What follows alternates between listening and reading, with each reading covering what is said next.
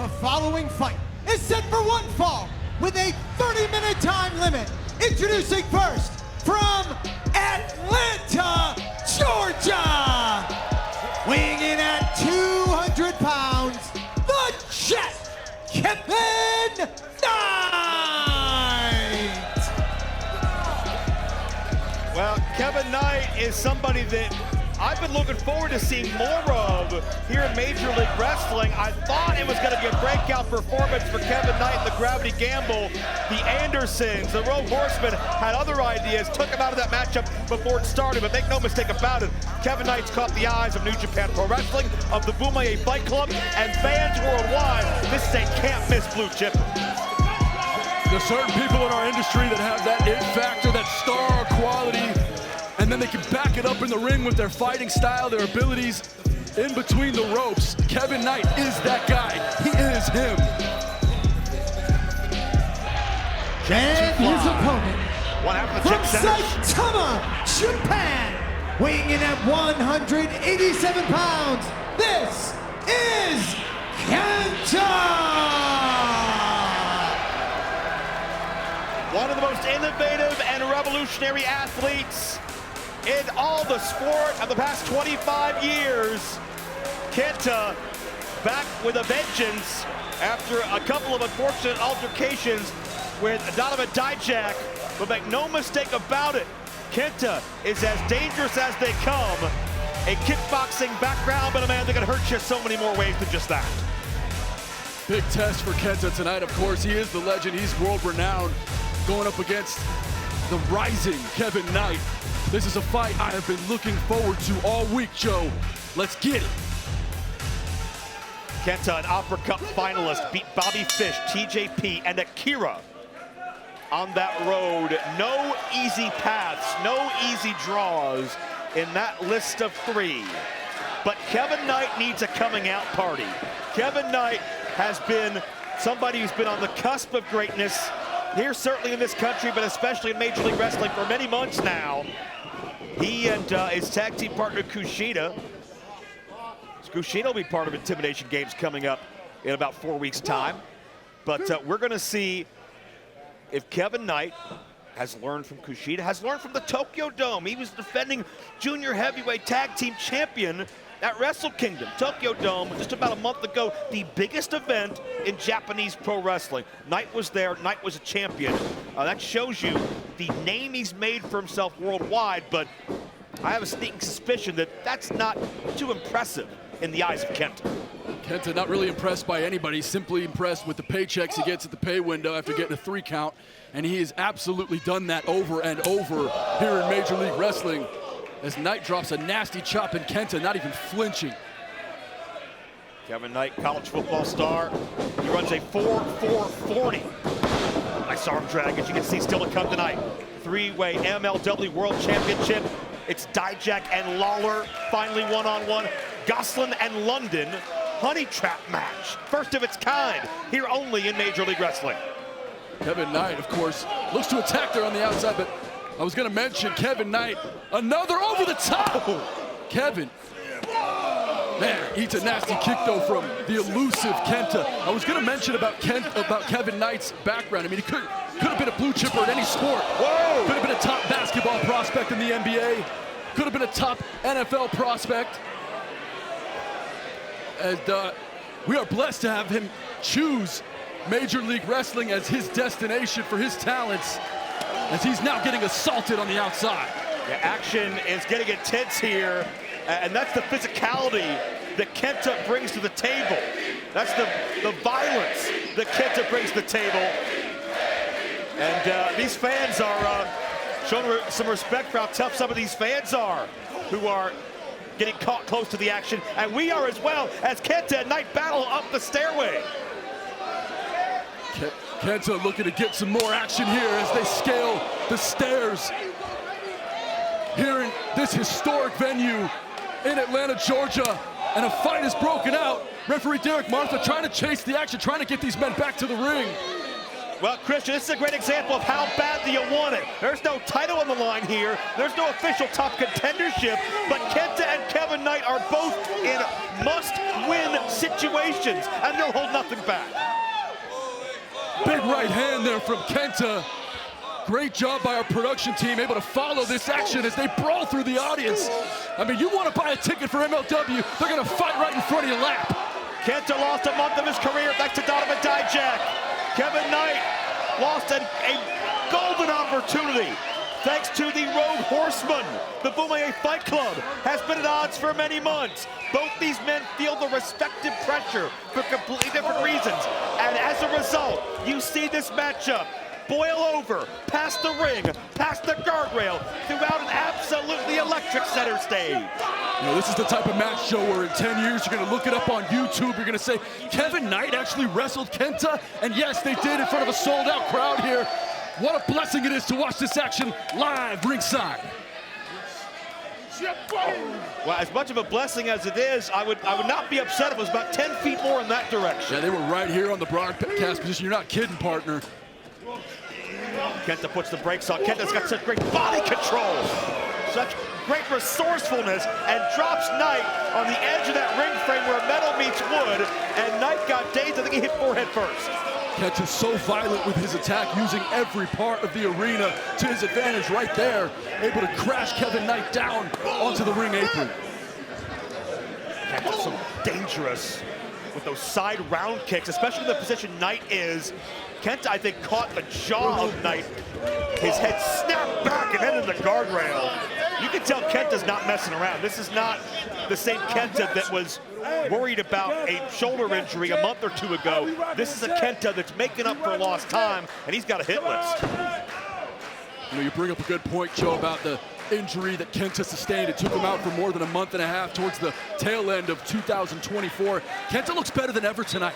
He seems to be 100%, and right now, he's doing a ton of damage on the young and up-and-coming Kevin Knight.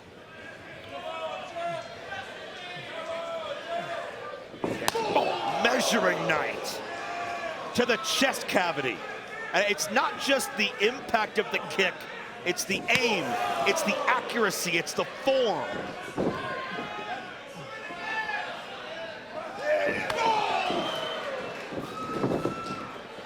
Kenta into the cover here, 2 count only. You know, I love Kevin Knight's swag, but he's got that necklace around his neck, and strike after strike from Kenta landing directly on the necklace. It could gash your skin. Maybe not the greatest idea to be dripping during a fight against Kenta. That necklace could be just permanently embedded into the clavicle of Kevin Knight. Kenta now wrenching in with that rear chin lock. You can see the force and the torque behind it. Knight knows he needs out quickly. Knight has faced every style in his travels, including the likes of Kenta, who has influenced so many of the all-time greats the past 2.5 decades, as these fans watch on in awe at 2 of the absolute best on planet Earth today. It hits real in MLW, and Kenta hits like hell as Kevin Knight kicks out. Multiple covers here by Kenta. You know, it's interesting to me how Kenta has the speed, has the ability to strike from any angle, but methodically takes his opponents and picks them apart slowly, trying to crush their will, quite frankly. Knight showing resilience to even continue to be in this fight. Kenta, that scissors. And notice how he's bridging up is Kenta, pulling his rear end off the canvas to put more leverage down on the carotid artery. That's why Knight turns over, so the pressure is off of Knight onto Kenta and is able to get free. Dropping bows as Kevin Knight, look at that, over and over. Well, it looked like Kevin Knight was going for a knockout, or at least to daze Kenta, get himself back in this game. A man who trained in the LA dojo for New Japan Pro Wrestling. Oh, and Kenta! That's in deep, Joe. Yeah. Kenta's got him by the neck. Kenta now working on Knight, and Knight, he's about 2.5 feet from that bottom rope. If he's looking to earn a rope break, it's going to be difficult. Like a predator in the wild, Kenta grasps across the throat of Kevin Knight and does not let him leave his clutches. And back the heart of Kevin Knight, able to fight back against Kenta. And now Kevin Knight fired up. 2 clotheslines back to back. Every time Kenta could feel the momentum shift, he found a way to shut it down. But Kenta Knight quickens a pace, and an explosive clothesline takes Kenta down. 3 is a charm for Kevin Knight as he dug in deep on that final clothesline, and Kenta worse for wear. And now another one from Knight, and the attack continues in the corner. Kevin Knight beating down Kenta. You can see why Kevin Knight was a chief prospect of the Boomaye Fight Club, why they wanted him to carry their banner. Kevin Knight taking the fight to one of the all-time greatest, and scores! Huge! High elevation of the drop kick. Kevin Knight hooks the leg, and Kenta barely kicks out. Joe, there are drop kicks, and then there are Kevin Knight drop kicks. And that right there, kids, if you're watching at home, you want to be a pro wrestler, study that type of drop kick. Coming from sky high, the vertical jump on Kevin Knight, something to behold. Kevin Knight, only a 5-year pro and this good, absolutely unreal. The natural athleticism and poise this man has, but a Kenta power slam may have just shut him down. Yeah, eats that scoop slam and then down right away. Kenta able to turn the momentum of this match mere for just a moment. And now Kenta, multiple times during this fight, is attacked from behind. He does it again, but a nice counter. Both men jockeying for position in the middle of the squared circle. Mike gets the elbow, but runs into the boot of Kenta, who's looking to elevate himself. Take a chance. Oh, the throat of Knight! Just got draped across that top ring cable, and that reverberation just snapped back into the windpipe. Kevin may not be able to breathe. Flying clothesline from Kenta, in for the cover. Oh! I think Knight's kicking out on instinct there. I mean, that clothesline landed right under the neck, and the head crashing down from Kevin Knight in the center of the squirrel circle. Now look at this submission attempt. Yeah, Kenta looking to cinch. I love the resiliency. I love the fighting spirit. Very smart by Knight. Knight knew before that was cinched in entirely, he needed to get to that bottom rope. Yeah, Knight frantically, with all of every muscle in his body that he could control, just leveraged himself over to that rope. You could sense that desperation, knowing how dangerous Kenta is when he cinches you in his clutches. Oh, wow. Knight said, you want to give me some then. But he eats a slap. Unfazed is Kevin Knight. You gotta love this guy's heart, his swagger. Not gonna be intimidated by the legend. This match so pivotal to both these men for vastly different reasons. Kenta gets the full reach. That boot to the face, and Kevin responds in kind. Nice reversal there by Kenta. Oh, what a vertical leap! This is incredible athleticism. It's insane physicality. This is That might do Major it, League Joe. Wrestling. That might do it, Joe. Hooks the leg, and Kenta kicks out. And the look on the face of Kevin Knight tells it all. He was half a second away, but it might as well have been 100 miles. I gotta tell you, Joe, if Kenta can kick out after eating that type of power slam, what does Kevin Knight gotta do to put down the Japanese legend? Springboard. Oh, Kenta caught him. Again, look at submission. Oh yeah, arms trapped there. Arms trapped, all the weight of Kenta onto the right arm. Knight And look at reach. Look at the joint move, manipulate. Look at the torque on the arm and shoulder. It's gonna pop out of the socket. Kenta's ripping and tearing and twisting. Kevin Knight, you can almost see the muscle tearing on the shoulder of Kevin Knight, but he's not tapping out. Oh, Kevin Knight to the rope just as that muscle was about to pop, as those dimples were inverted. And Kevin Knight, it was moments away, seconds away, but potentially a career-altering injury, but he refused to quit. The fight in Knight is so impressive, as he was having his shoulder basically ripped from the bone, able to still go against the shoulder and get to the bottom rope for the break, and now he's caught. Oh my goodness, nasty DDT. No remorse, no emotion on the face of Kenta. Just a focused machine of destruction charges in. Joe, what a war we've witnessed tonight as Kenta continues to attack Knight in the corner. It is a generational battle, a current legend, and we gotta believe a future one. Their paths cross-sect here in the Major League, but it's Kenta who may put an end to the journey. No! Kenta's been rocked from Kevin Knight's offense, and Kenta lost his footing. And that is much unlike Kenta. That speaks to what Knight has been able to do. Those kicks to the head he's come up with. The counters Kevin Knight has been able to pull out.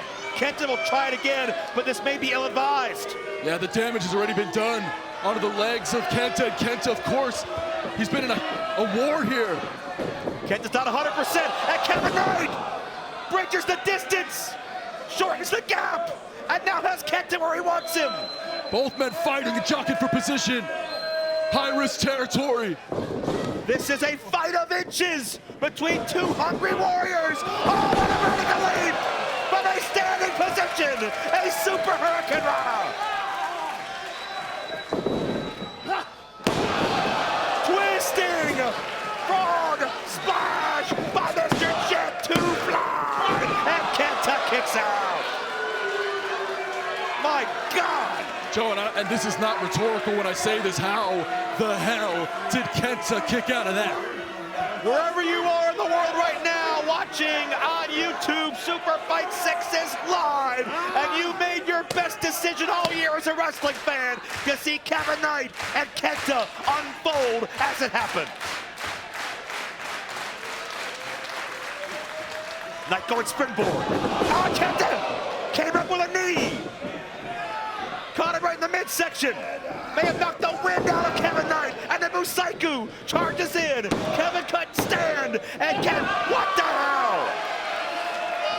Joe, no matter how this match goes, the story will be the heart of Kevin Knight to hang with a legend like Kenta, as he's done. But now Kevin Knight in a bad spot. Go to sleep, my God. G2S. Kevin Knight's valiant fight is over. It's your winner, Kenta! This has been a fight that has pushed both these men to the limit and beyond. Kenta and Kevin Knight. It's a shame either man had to lose. It's a shame both men couldn't have their hands raised. But what an incredible fight we have just seen. What a fight we just witnessed from Atlanta, Georgia. Fans showing their appreciation as we take a look at the BetOnline replay. Kenta able to get Kevin Knight up, deliver that knee right on the button, and it was 1, 2, 3, go to sleep for Kevin Knight. Big victory for Kenta, but what a showing from Knight. The hometown hero in Atlanta really showed out here today. Now let's go ringside for an interview with Joe Dombrowski.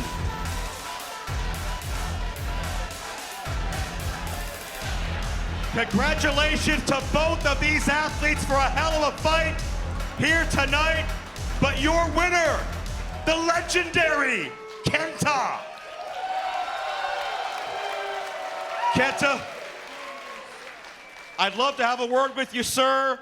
You have an incredible resume across the world. A fight for the ages tonight. One simple question. What's next for Kenta in Major League Wrestling? I want MLW World Heavyweight Championship. It doesn't matter who it's gonna be. Kojima, Riot, Kane, they will all go to sleep. Well, we are here in Atlanta, Georgia, center stage, still regrouping from an incredible beginning to this live broadcast. Eric Bischoff has ejected Alex Kane from the building, but Kane will still have his world title three-way matchup tonight. Satoshi Kojima and Matt Riddle, and now Jesus Rodriguez. Quiet down, Joe, quiet down. I want to hear the beautiful pipes of Jesus Chuy Rodriguez. Well, the good news is when Jesus is around, we have Lucha Libre excellence on the way. Damas y caballeros, aquí en esa noche representando el Consejo Mundial de Lucha Libre, lucharán a una caída y sin límite de tiempo. Presándole primero. Directo desde Guadalajara, México. Pesando 98 kilos. Él es el faraón que dije. Él es Esfinge.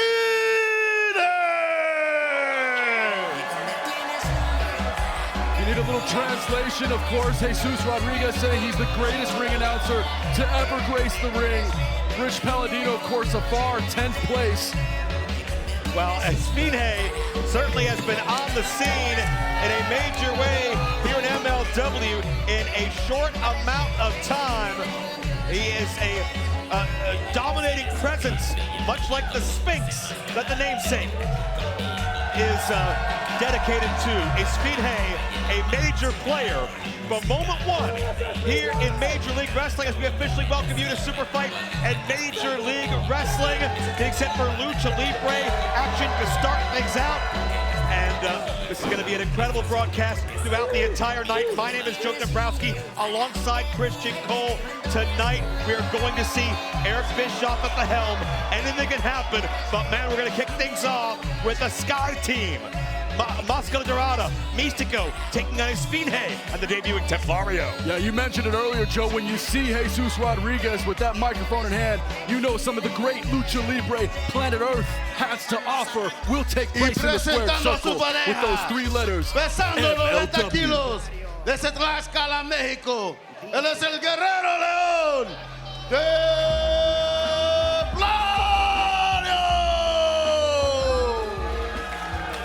Templario is called the Lion Warrior. The name translates to Templar, a term for a knight in a military order, specifically back in the 1100s that fought in the Crusades.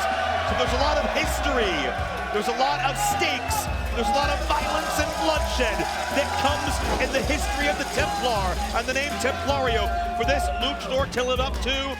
For honor, for glory, for the fight. And his debut in MLW has been much anticipated. Y presentando a su pareja.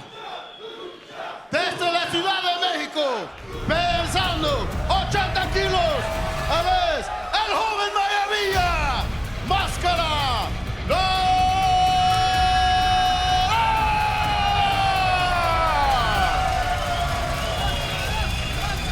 Well, we saw Máscara Dorada oppose Esfinge in a three-way matchup at Kings of Coliseum. These men no strangers to one another. But Dorada, one of those men who's wise beyond his years, less than a handful of years in the sport, but already can compete at the highest level with the best of the best. El príncipe de plata y oro. Desde la bella ciudad del Distrito Federal de México. Él es el campeón de peso medio. MLW. Él es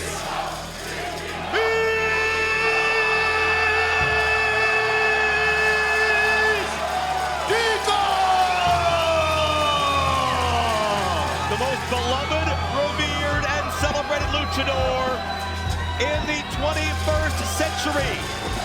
Místico has traveled to the highest of heights throughout the world. Be it Arena Mexico, here in center stage. And he has built a legacy for himself that's certainly comparable to the history of center stage, Atlanta, Georgia.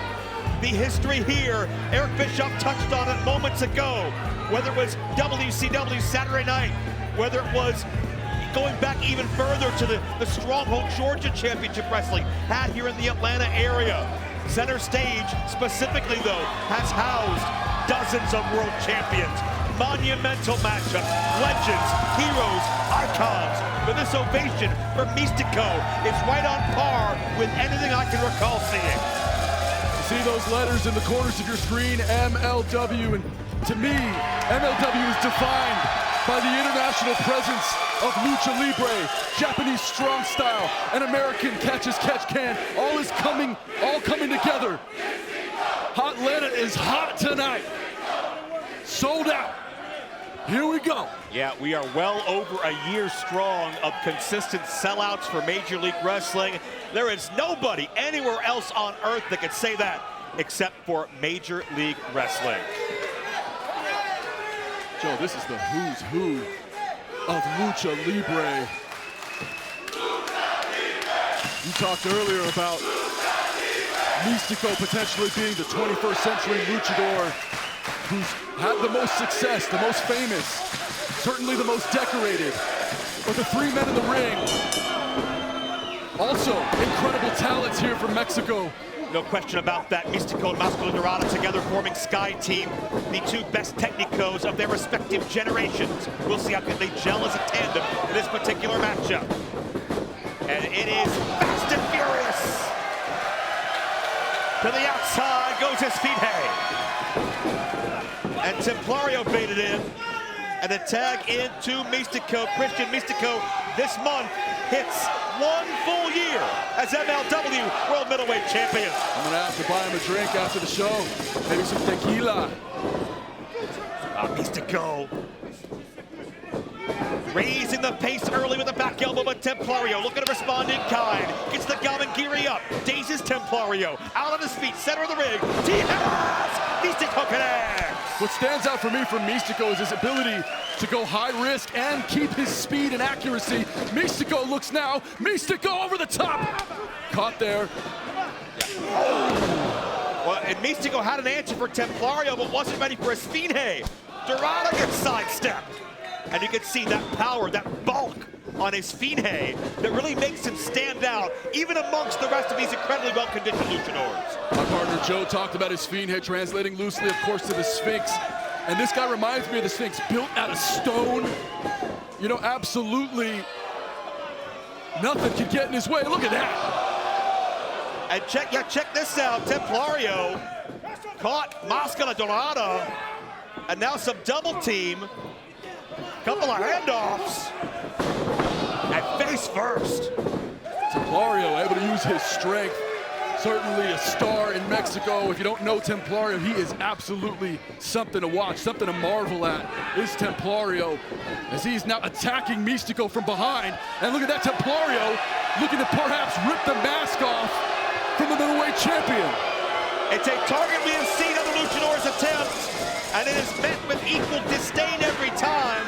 But it is a big target, Christian, because of the value, because of the worth put on the mask of Místico. It's the most famous mask in all of Lucha Libre, and if you can take it, if it can be a prize on your mantle, you go down in history.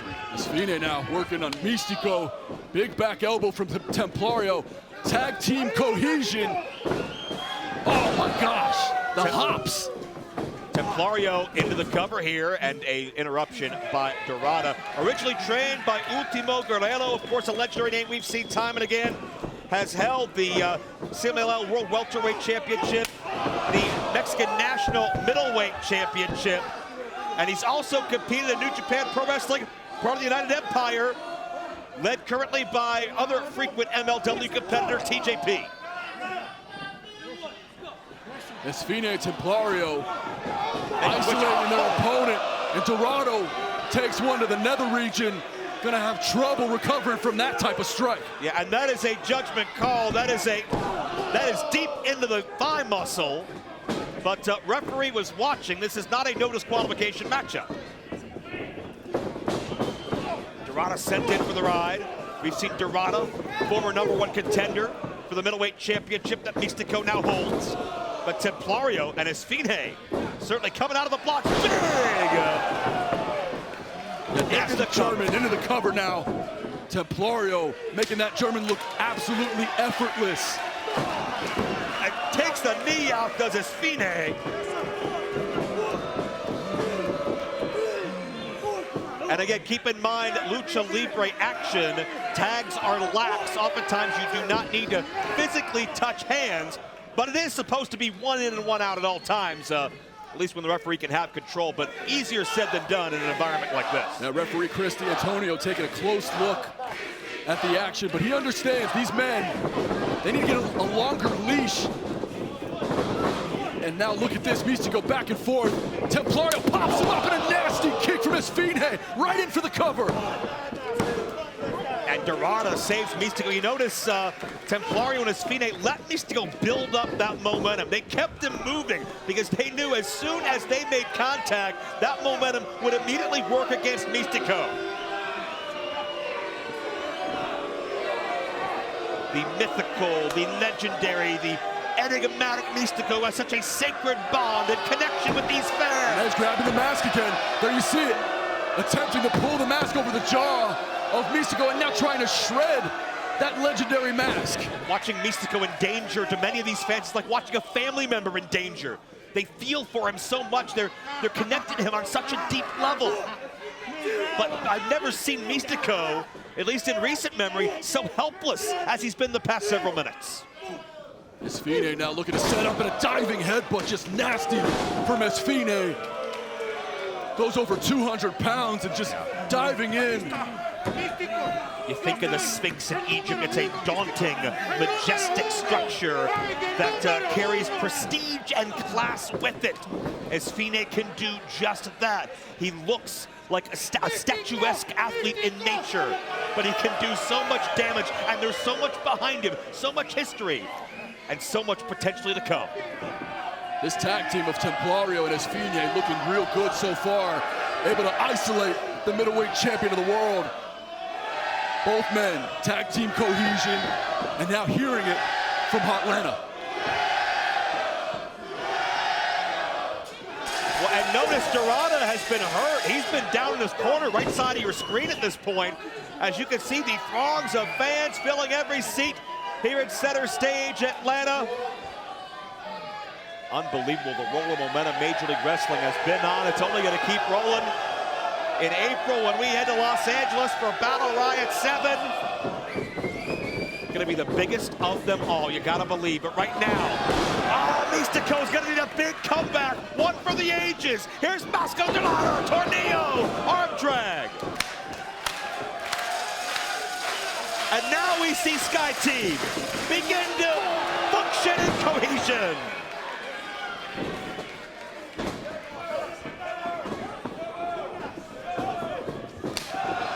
And the numbers that helped Templario and Esfinge now helps the Technicos. 2-on-1.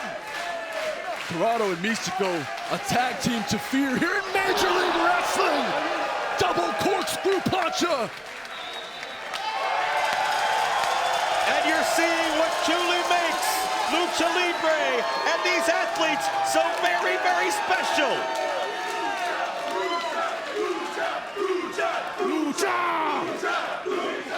Fans here in Georgia, born and raised on American professional wrestling, showing their love and appreciation for these luchadors. Yeah, and every time we see Masco Dorada, he gets better and better. And he's still in a learning phase of his career. Oh, but he wasn't prepared for that. It looked like Dorada was going to rip the mask of Templario as a receipt for what happened to Místico earlier. But Esfinge had his partner's back.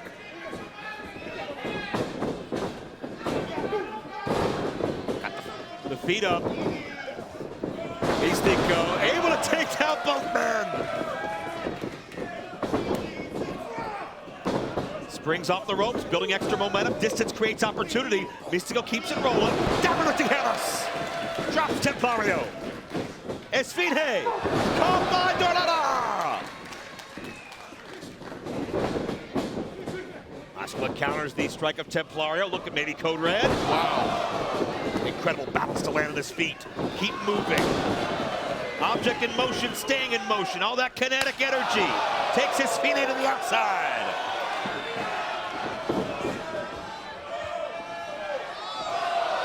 Triple spring! The takedown, are you kidding me? The fans rise to their feet. Many here in Atlanta just see how beautiful this Lucha Libre has been thus far. Tope Suicida nearly drives Templario through the guardrail. I gotta tell you, Joe, no one does it like Major League Wrestling. Wrestlers from all over the world putting their bodies on the line. Mexico. There's a cover. Cover there and only two. Mexico certainly being displayed in their best light. here tonight. Well, Místico always has that target on his back. Everybody wants to make a name for yourself, and there's no bigger way to do that than take out Místico. How about that 2 out of 3 falls matchup back at Reloaded with Barbado Cavernario? Místico, really the closest he'd come to losing that middleweight championship that we'd seen, but Místico able to find a way to beat the unorthodox Cavernario, and now taking it to Templario. Templario with that fight back, but meets that side crescent kick.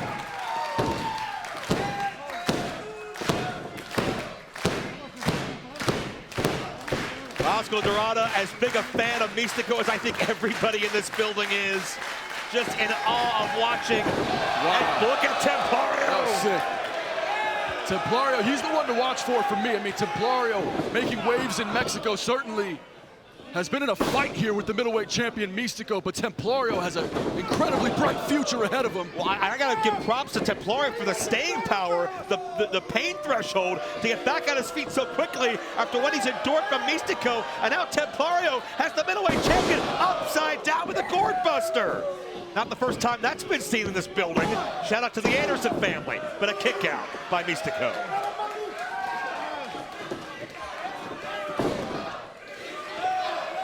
Templario has the champion down, has the champion prone, and looks to be right where Templario wants him. Although Místico to his feet, and that reach, even from the top rope, Templario not safe. Standing enziguri seemed to knock Templario a bit silly. Not sure he knows where he is there. He's in high-risk territory. Místico looks to attack from the top. Both men, top turnbuckle, 8 feet from the canvas. Spanish fly connects. Templario is down, but can Místico capitalize? This will do it. No. Credit again to Templario taking the fight to Místico, but Esfinge from the blind side, and Dorada responds in kind.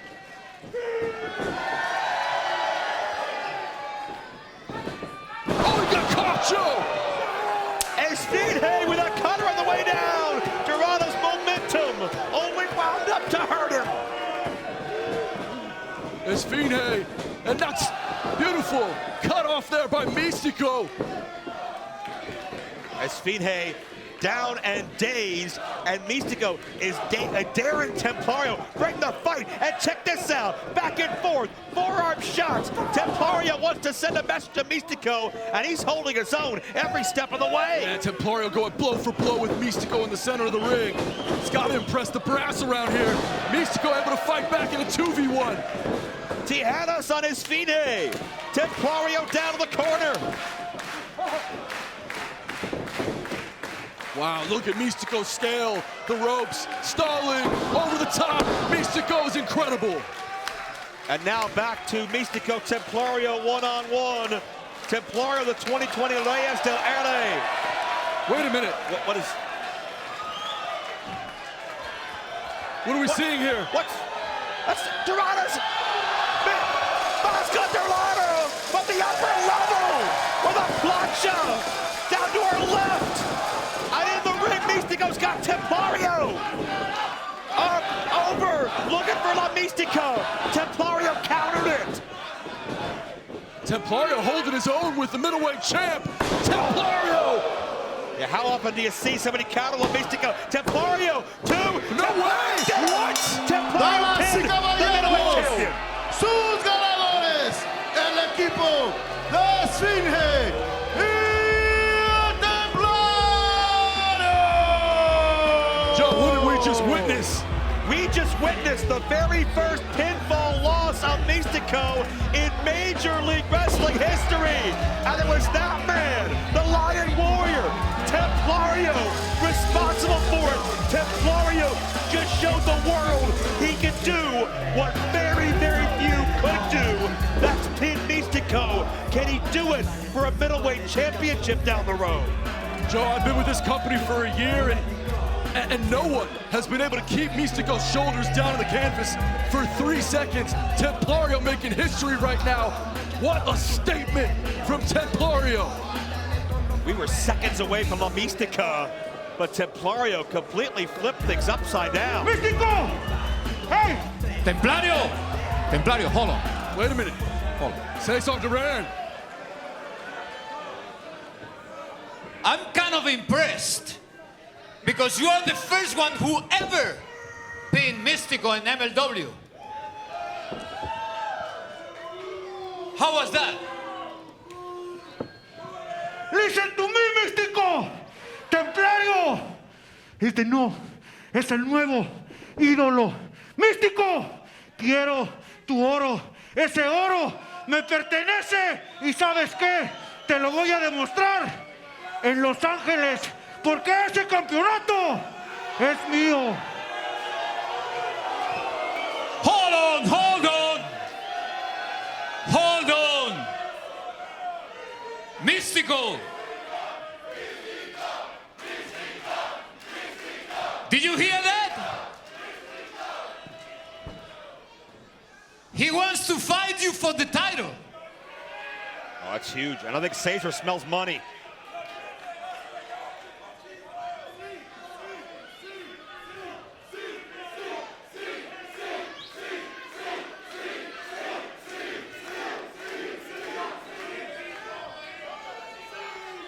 I accept your challenge.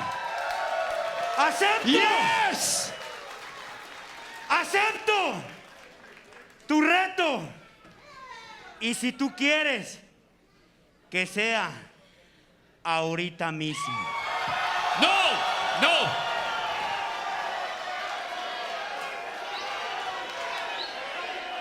¡Hoy! Mystico wants him right now.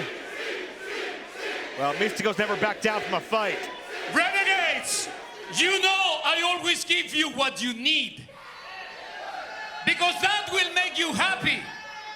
I can't give you what you want because that won't make you as happy. And when I give you the real match for the title in Los Angeles in April 5th. Huge news. Cesar Duran matchmaking for Los Angeles. Yeah. ¡Hoy! ¡Hoy! Cesar wants to advertise that big money fight. He doesn't want to give it away tonight. Mystico wants it today. He wants Templario right now. And I don't blame him. Mystico, it's got to be a different kind of feeling being pinned for a loss the first time in Major League Wrestling. He wants to scrub that blemish off his record. He'll have a chance to, but on Cesar's terms, that's Battle Riot 7. Los Angeles coming up this April. Out. I gotta tell you, whether you're from Orange County, LA County, San Bernardino, tickets still on sale, but they're going fast. We are nearly sold out for Battle Riot in Los Angeles in April. Will it be Mystico versus Templario for the middleweight championship? If Templario can pin Mystico again on those terms, we have a new middleweight champion after a year plus of Mystico's reign. Introducing first, from Phoenix, Arizona, weighing in at 251 pounds, Alex Hammerstone! What a shocking return it was at Battle Riot 7 when one of the greatest MLW World Champions of all time, a man who reigned for some 644 days as our world champion, came back and tried to go coast to coast, drawing #1 in Battle Riot, lasting over 35 minutes, eliminating, overpowering, overwhelming, challenge after challenge. What about the standoff with Mount Riddle? Two different generational champions collide, but Austin Hammerstone, after 35 minutes plus, just wasn't his night. Did it look like he slimmed down a little bit to you, Dombrowski? His opponent, accompanied to the ring by Shigeo Okamura, from Kotoku, Tokyo, Japan, weighing at 238 pounds, Satoshi Kojima! Austin, you want to talk about slimming down?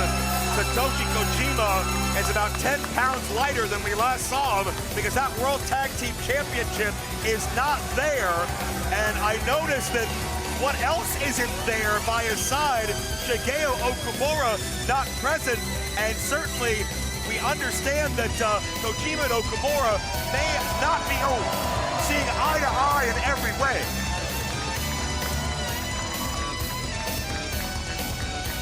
Yeah, I've been hearing some rumblings, Dombrowski, but I don't make anything of it. Listen, they just lost the tag team championships, but let's not forget, Kojima is a very decorated singles wrestler. Oh, no doubt about it. First ever MLW World Champion. The man who legitimized this brand in Japan and across the world. First ever two-time world champion. We are looking in the ring at a Major League Wrestling dream match. And all the noise and everything that Hammerstone has done and talked about, everything Kojima's had to deal with the past 8 days, it is null and void. This is a match between two men that maybe meant more than anyone to the MLW World title. We never thought we'd see it. We get it live tonight as part of Azteca Lucha. Yeah, I know Hammerstone hasn't been real happy with the last couple of years of his career. Feels like he's got a chip on his shoulder. He's got something to prove. Well, here's his chance to prove it. Yeah, and both men really feel naked without a championship. And I would suggest a victory here. They could be in top contention for any championship. Hammerstone has not had a one-on-one match in MLW since December 2023. He's got to make up for lost time. Kojima, I think maybe if there's any Kojima critics out there, they would say he split his time between the world title and the tag titles. Maybe tonight Kojima regains a singular focus. We're about to find out, but here you go. You got a couple of big men like this, there's a feeling out process. Yeah. These aren't, this isn't a middleweight match. These guys aren't 205. You're not going to see springboard dives. And you have to take a more measured approach, because with one of these guys hits a move, the impact is that so much greater. Yeah, worldwide attention on this fight tonight. Media from Japan in our press box, including Weekly Fight Magazine. And Hammerstone, a quickened pace, favors Kojima, I would suggest, who's able to take down Hammerstone a couple of times. And I think a lot of times you overlook that upper body strength of Kojima because he's so well-rounded, but Kojima packs a powerful punch himself. And look at Hammerstone, he's confused. Not many men are going to shoulder tackle him down like that. There we go, he's making him dance. You like that, don't you, Dombrowski? It's impressive. I bet you wish you could do that. No. Not in my dreams. Make your belly dance. Hammerstone, also the first ever national openweight champion, by the way, 865 days. You're talking over 3 years. Which is incredible. In his MLW career total, he's held one championship or another. It's incredible in this day and age when men are defending the title as much as they are against the competition they are. To hold any title for that long just shows the caliber of man he is. What kind of condition do you think Kojima's in physically after this week-long series, MLW versus CMLL, Arena Mexico to here in Chicago? Kojima has tested himself with some of the best we've seen. Los Depredadores certainly atop that list. Ultimo Guerrero, another one. Hammerstone has not had that same schedule. Yeah, well, I'm wondering more where he's at mentally, not physically. This guy's been doing it forever. He knows the physical toll it takes. Mentally, though, when you lose a championship, it can be difficult. Oh. And right now, also, Kojima's used to pushing his weight around. He's used to overpowering opponents. He's not going to do that against Hammerstone. This is power versus power. And you got to wonder where the power lies in Hammerstone if he's lost the usage of one of his hands. He could have broken that hand on the post trying to chop Kojima. Kojima slipped out of the way. Look out, they're getting close to us. Oh, don't hide behind me, Dombrowski. I'm not going to do anything to save you. Well, I'm not going that way. Watch out. Hammerstone trying to elevate Kojima. Yeah, this would be a game changer right here if he can hit that. Kojima makes himself low, widens his base. Nice counter. And that's that leverage, that weight positioning. That's called self-preservation. Yeah. Those little things mean so much, but Kojima just straight out-muscled by Hammerstone. And Hammerstone has been a beast, a physical specimen since the day I met him, but I don't know if he's ever been this zoned in physically, and certainly it seems like the mental focus is there as well. My big question is, has he faced competition at this level while he's been gone? Right, this is a different level that he's stepping into tonight, a different atmosphere. There's more at stake. Can he raise his game back to where it used to be when he was in MLW and prove that he's still the man? Hammerstone raining down with forearm blows and just trying to knock Kojima unconscious, and nearly did it. First time ever we are seeing this matchup, and to your point, Austin, I think you can count on one hand the type of fighters that are on the level of Kojima, can match Kojima at a power fight like this. Hammerstone may be on that short list. We will find out in this MLW Dream Match. MLW would not be where it is today without what these men have meant to MLW and its world title. Look at that. Look at those muscles. You see that his veins have veins, Dombrowski. It's impressive. I can't doubt the vascularity of Alex Hammerstone, no question, as he drapes Kojima on the end of that ring frame. That's where metal meets wood under that skirt. And listen, Kojima's a legend, but Hammerstone's much younger than he is, right? The longer this match goes, I wonder if that comes into play. Hammerstone's hungry. Kojima just is coming off a championship reign. Is he as hungry to get back on top? Right, there's all these factors. Oh, right to the side of the head. You can see how violently Kojima's head just snapped to the side as we look at two eras of two of the greatest, perhaps, MLW World Champions of all time do battle for the first time ever. And I would play devil's advocate with your point, Mr. Aries. Of course you would. By saying that Kojima waited 20 years to get his world title back. He waited so long to return home. I don't think Kojima is ready to wait a long time again. Kojima's hungry to get right back in the mix. Well, something you said that I think is interesting, first time matchup, right? Yeah. Listen, you can watch and you can study all the film you want. You can try to scout your opponent. Until you're in the ring with the man, you don't really know what he's made of. So for both these men, this is the first time they've been in the ring with each other. They're finding something out about their opponent, maybe things that they didn't know, and you don't have a playbook on a man until you actually get in there and lock up with him. I mean, and if you want to look at, studying footage, studying video of these men's top MLW matches, at various points, Kojima and Hammerstone have looked largely absolutely unbeatable throughout their entire tenures here. How do you find a weak spot in their game? I'd put my thumb in his eye, personally. That's everybody's weak spot. Sorry I asked. Hammerstone sends Kojima for the ride and follow through all of that muscle, all that weight. Hammerstone, I don't think gets enough credit for his quickness, how nimble he is, how quickly he can move from side to side in that ring. And when a frame that big is in motion, it is bad news for anybody in his way. It's just not something he has to do because usually he can overpower his opponent. He doesn't have to use his quickness. In this match, it's going to come in handy because he might not be able to overpower Kojima. He might have to use that quickness to his advantage here tonight. But Kojima can be elusive. Don't want to be caught here. The knife edge chops. And this is one element. Get out of there. I don't think Hammerstone can compete in. Guy's not going to be able to lift chest for a month.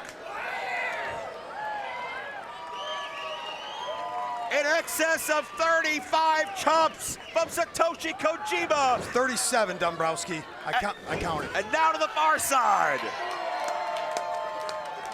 And Hammerstone is motionless. And again, how many times you see Kojima go to the middle of the top rope? But against a man like Hammerstone who can match him for power, that's the risk he's got to take, and it paid off. Elbow to the chest cavity. Kojima's got that cover, but a kick out at two. Kojima was low on that cover, I think because of just the thickness of the leg of Hammerstone. Took a lot to hook it. That may have been what saved Alex Hammerstone. Thighs that make the girls cry. That's what he told me earlier. Well, Kojima, looking to make Hammerstone's fans cry. The DDT and the faraway look in the eyes of your boy Hammer tells me he's in a bad way. You see right now Kojima's a little windy. He's taking a lot of damage. Took him a while to get that cover. Didn't hook a leg, which I'm surprised. A veteran like Kojima didn't hook a leg, and it may have cost him.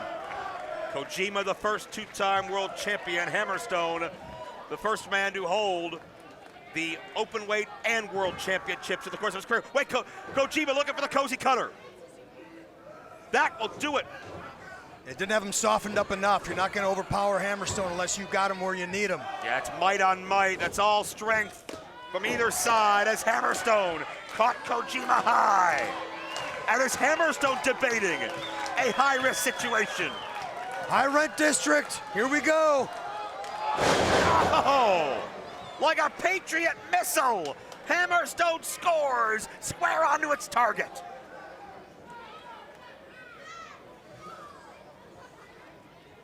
We be moments away. Little pump handle action here. Can he get him up? Got him. Kojima's fighting it, but he couldn't escape the grip. Pump handle, cover, done, no. Wow. My Lord. Little frustration there on Hammerstone's face. Most men, that's gonna put him away. I mean, Hammerstone, talk about jumping into the fire on day one of his return to singles competition. There's no tougher test you can have than Satoshi Kojima. And Hammerstone realizing that. He's never met him before, but he's getting a lesson in real time with the world watching. Hey, Hammerstone wants to make a statement. There's no better statement you can make than defeating Kojima right here in the singles match. Oh, power ball. Kojima fights his way free. Trying to keep his body, his legs kicking. Wait, Koji got her! Koji got her! Kojima scored! I think Kojima saw his life flash in front of his eyes and he fought with everything he had. Pulled out that counter with the Koji cutter. Can Kojima get three? Oh, Hammerstone, the foot on the ropes. Had that been in the center of the ring, this match may very well be over. I was gonna say, it's exactly what I was gonna say. Yeah. If he would have had the wherewithal to roll Hammerstone into the center of the ring, he might have been able to secure the victory. But as it was, Hammerstone was able to get his foot on the rope. Oh, Kojima was going lariat, but Hammerstone countered to a power slam. Hammerstone seconds away from his demise, but now. Could be Pendulum Nightmare here. I've taken it. Yeah, it'll knock you out. We saw it in Battle Riot, but Kojima again, that wide base counters the Nightmare Pendulum. Oh!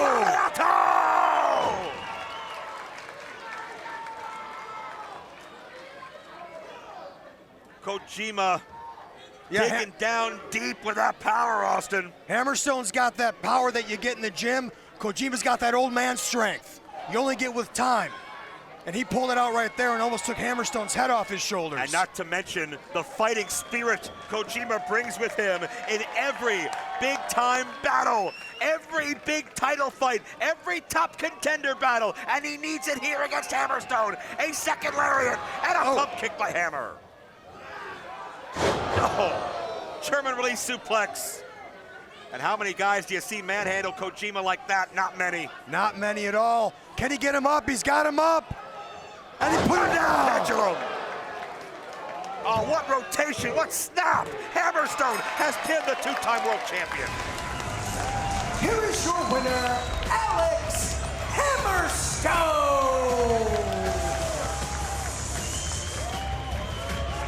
What a return to MLW one-on-one competition. Alex Hammerstone overpowers that powerful Kojima as we take back at some of the heavy hits of this fight. And there you see Hammerstone got caught in the corner. That's not where you want to be with Kojima. 37 chops to those beautiful pecs of Hammerstone. But in the end, it wasn't enough because Hammerstone here hits the Pendulum Nightmare, and that was it. 1, 2, 3. Hammerstone with an impressive victory to start the night off against Kojima. No doubt Hammerstone has put himself back into championship contention. The following lucha is set for one fall with a 45-minute time limit, and it is a triple threat for the MLW National Openweight Championship. Introducing our first challenger from Guadalajara, Mexico, weighing in at 89 kilos, Barbaro Cavernario.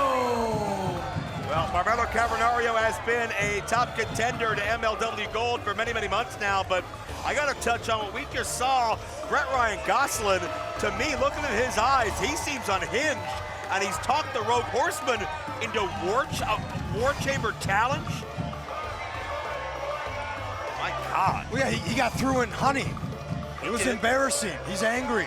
Well, you ever been thrown in honey, Dombrowski? well, not lately, no. Okay. And his opponent, also challenging for the title from Guadalajara, Mexico, weighing in at 100 kilos, Sandokan Jr. Sandokan Jr. calls himself El Rey del Mundo, and I think even you know, that's king of the world. And Of course I knew that. I think you did. And Sandokan Well, it's a pirate's life for him, and he's already pirated some property recently. It was back on March 21st down in Arena, Mexico. Sandokan Jr. is the one that took the mask of Star Jr. We talked about it at Battle Riot. Sandokan's the man that beat him. But right now the story is about the National Openweight Championship, and it's about last week, 8 days ago, Ultimo Guerrero challenging Matthew Justice, the one-man militia, and it was the Guerrero special that led to the victory. Ultimo Guerrero, the legend, victorious.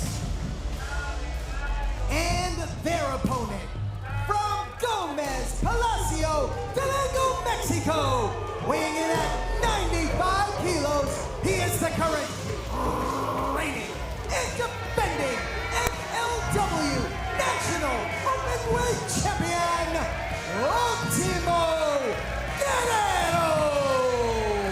Ultimo certainly had a litany of championship success in his career. 5-time trios champion, 6-time tag, but you can hear the reverence, the respect these fans have. Ultimo Guerrero didn't just beat anybody, he beat maybe the most indestructible man on the MLW roster, Matthew Justice. Yeah, Matthew Justice, that guy's crazy. So to come away victorious says a lot. You know what I want to talk about? I want to talk about the success of this man's mullet. He might have the best mullet in all of pro wrestling, certainly the best mullet of any luchador, but tonight, he's not taking on one man, he's taking on two in a triple threat, and that's a tough bill for your first defense here of the title. But it is a one fall to a finish, not elimination. Ultimo, the first CMLL luchador to capture a singles championship of the National Openweight division. Oh my God. Never turn your back on your opponent.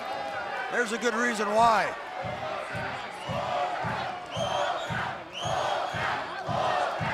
So think about this, Dombrowski.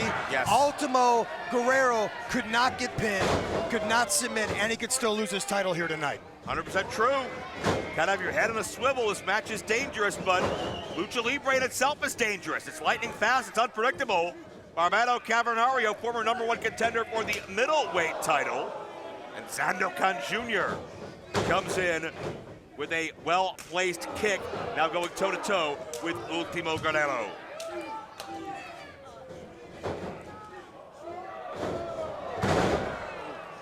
Nice takedown by Barbado Cavernario, who creates that distance and soars Tope Conero.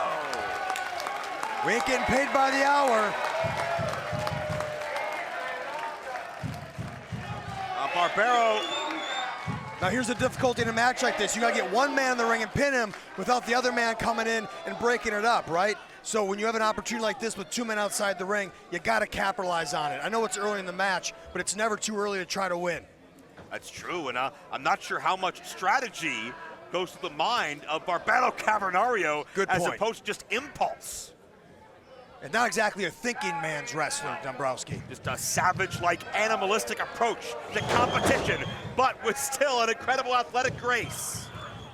He's highly skilled and he's highly unorthodox, which works to his advantage. Sandokan Jr. has had success in New Japan Pro Wrestling, part of the World Tag League a couple of years ago.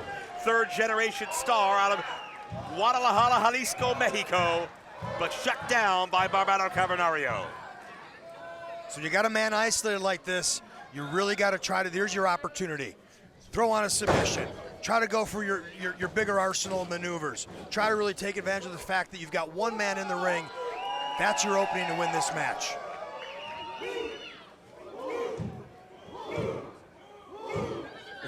I don't know what this does. Oh, that's what it does. He was psyching gets you caught. He was psyching himself up, but again, didn't have his head on a swivel, was focused too much on Sandokan Jr. and Ultimo. Delicate landing there, Cavernario.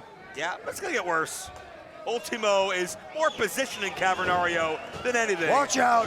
And whenever Flying you're pirate. Oh! and they both got it. Cavernario sandwiched, but Sandokan may have got the worst of it. I think he hit, what, ribs, abdomen first on the edge of that guardrail. I'm going to go on a limb and say we're never going to have a Barbario Cavernario Jr. after that. And that's the mark of a champion, though, and what's Guerrero doing? Look at this! Oh! All of his body weight. Ultimo Guerrero. I don't know what the Spanish translation for stage dive is, but I think we just saw it.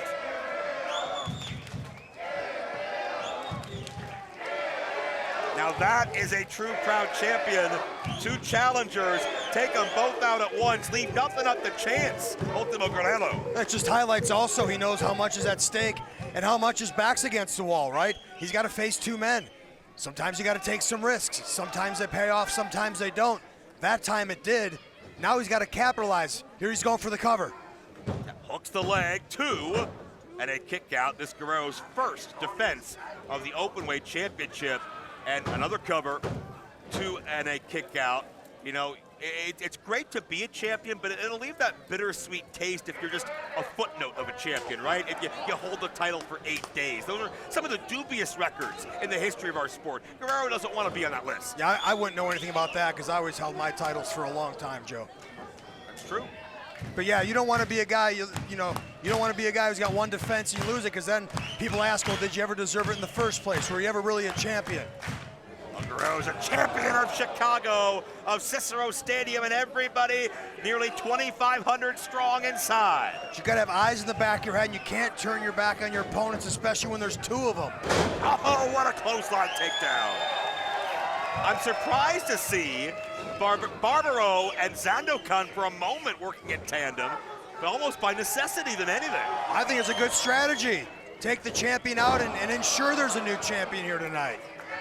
The enemy of the enemy is my friend, as they say. Ultimo is dividing and conquering. Barbaro sent outside of the ring. Sandokan. But again, he's pandering to these stupid people. That doesn't help you win the match. He's not pandering to them. He was pandering. He's feeding off of them. He's taking in their energy. Call it what you want. I call it pandering. He's motivating himself. Hey, it brought him to the Openweight title, didn't it? I don't know, did it? I wasn't down there. Was he pandering to all the fans down in Mexico City? Well, you think Ultimo only has fans in Chicago and not in Mexico City? I'm sure he always loves to just soak in the noise, the energy, the adulation. He's going to soak in a loss if he keeps doing it. Unless he hits this. Oh! Nicely done. Two. That could do. Oh. Free nose job. Almost an inverted version of the Guerrero special that led to that championship win and the highlights we saw earlier. And the look on the face of Sandokan, it's one of pain, it's one of disgust, it's one of determination. Now I wonder if Barbaro's down here just strategically waiting to pick his spot. He's trying to maybe catch his win. I know we said he's not a thinking man's wrestler, but it seems to me like he's kind of stalking here ringside, watching these two men beat each other up, and it's not a bad strategy. And notice Sandokan playing his mind games. He dared Ultimo to chop him. Ultimo he spit on his hand. And Austin, Sandokan's chest is split open from one of Ultimo's chops. But Sandokan braced himself, he dealt with it, and he came back firing. It's a flesh wound, Dombrowski. It is. Now for you, that might be the end of the match, but these are real men. Backcracker by Sandokan. Is that enough? 2 count, and Barbaro, say what you want about his strategy. He knew he had to get in or this matchup was gonna be over for him. Yeah, great timing. And now he finds himself in control. And after having a breather for several minutes. Yeah, let Sandokan beat down Ultimo Guerrero, then pick your spot. Open hand slaps. Just hear those things. And Sandokan doing his best to continue to absorb this punishment. What is this? Oh! Overpowers Sandokan Jr. Ultimo's gonna lose the title without being pinned. Here we go, 2.5. Wow. You can see the toll this match is starting to take on all three of these men. It's been intense from the opening bell, non-stop action, non-stop high impact, and here's doing this stupid thing again. Psyching himself up to come down with, Oh! Sandokan got the That feet wasn't up, stupid. but Barbaro was a step ahead. Gotta love the move and counter move. It's like the fastest chess game you've ever seen. When Lucha Libre is at its best. Springs off with a splash. Is that enough? No. Tell you what, that kick caught him flush right in the jaw. Might have knocked him out. Sandokan might be out of this match for good. And that creates an opening for champion or challenger Cavernario.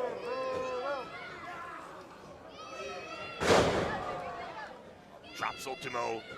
Close to those ropes, certainly not an accident.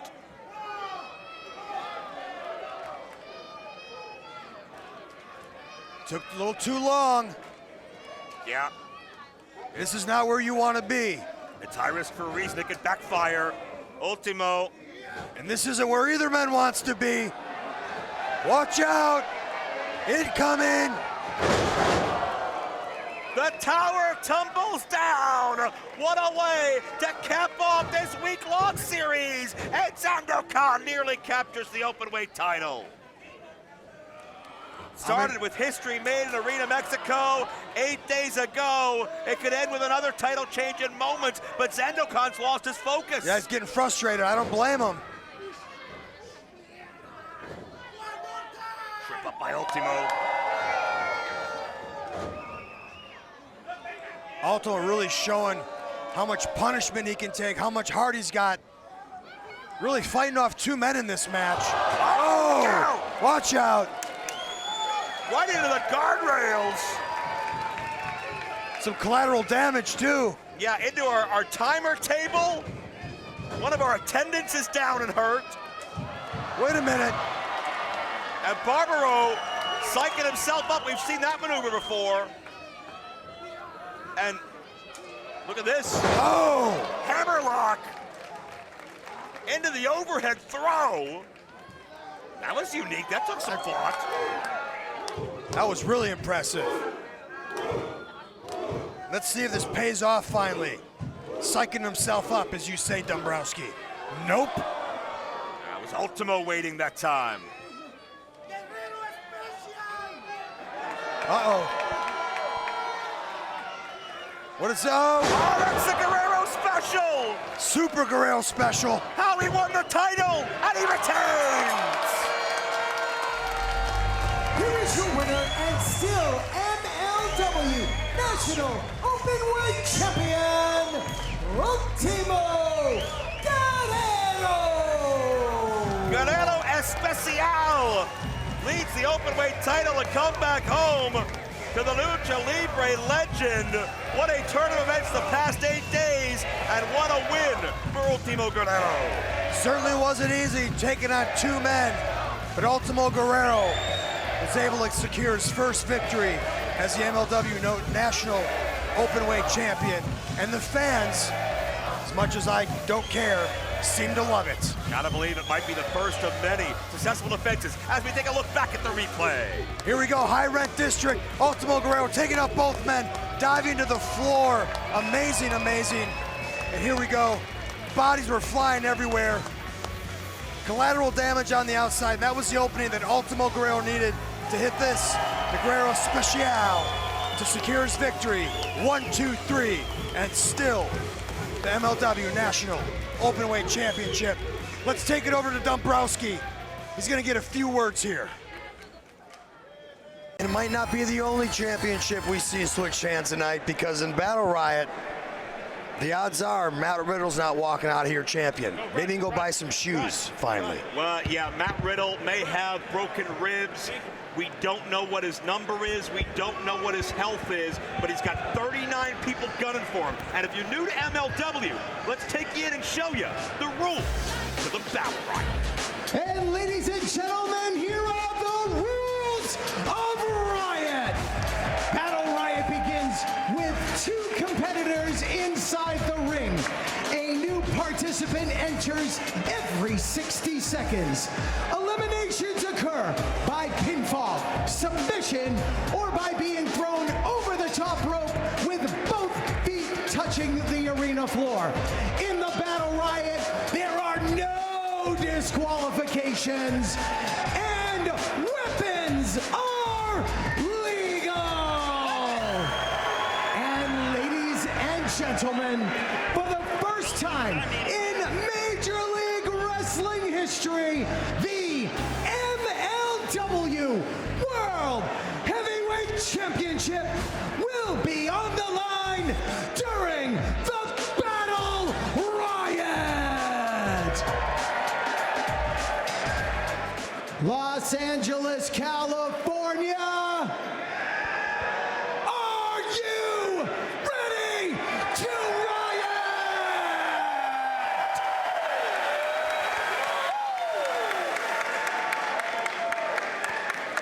Then let's see which combatant has drawn number one. Here we go, Petty. There's surprises galore. Could be anybody. Oh, you gotta be kidding me! Alex No way! Hammerstone! Alex Hammerstone's only been back in MLW for about 90 minutes, but already he's got long odds. Austin, he won Battle Riot 3 and earned a world title match against Jacob Fatu, but he came in number 35 that year. He's number one. He's got a long road to go. Yeah, that's a big difference. He drew the short end of the stick tonight because he's going to have to go through all 39 men if he wants to be victorious and become the MLW World Champion. Hammer, about 270 pounds. Yes, he's built, but he doesn't have a lot of stamina. Right? When you carry that much muscle around, it affects your stamina. Him drawing number one puts him at a big disadvantage. And Fans missed him. now, let's see which combatant has drawn number two.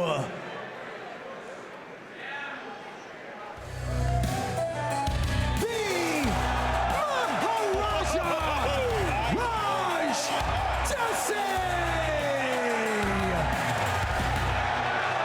They call him the Maharaja, and that name is associated with royalty, with wealth, with prestige, and certainly World Championship gold would go right along with Raj Desai, about a 6'5", 270-pounder who has been a world champion before elsewhere.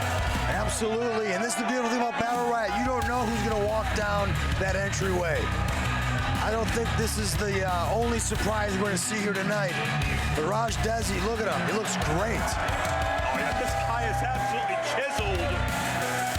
But Hammerstone has made a career and a lifestyle out of bodybuilding, out of weightlifting.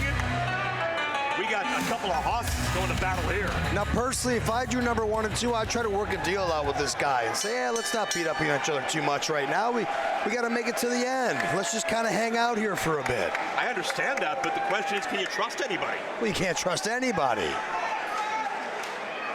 Entrance every 60 seconds, over the top rope, pinfall or submission. Weapons legal and encouraged. Countable type center. Weapons are legal. Why didn't neither of these men have a weapon? I would have definitely brought a weapon. I'd say their hands are their weapons. Fair point. Hammerstone, a world champion of MLW, 644 days.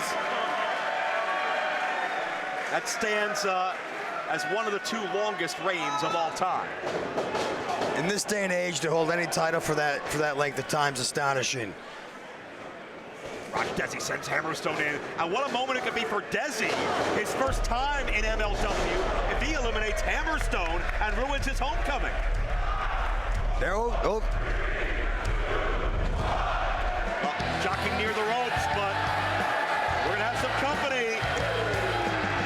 Atlantis Jr., the second-generation athlete, we saw get a big victory in our opening contest tonight.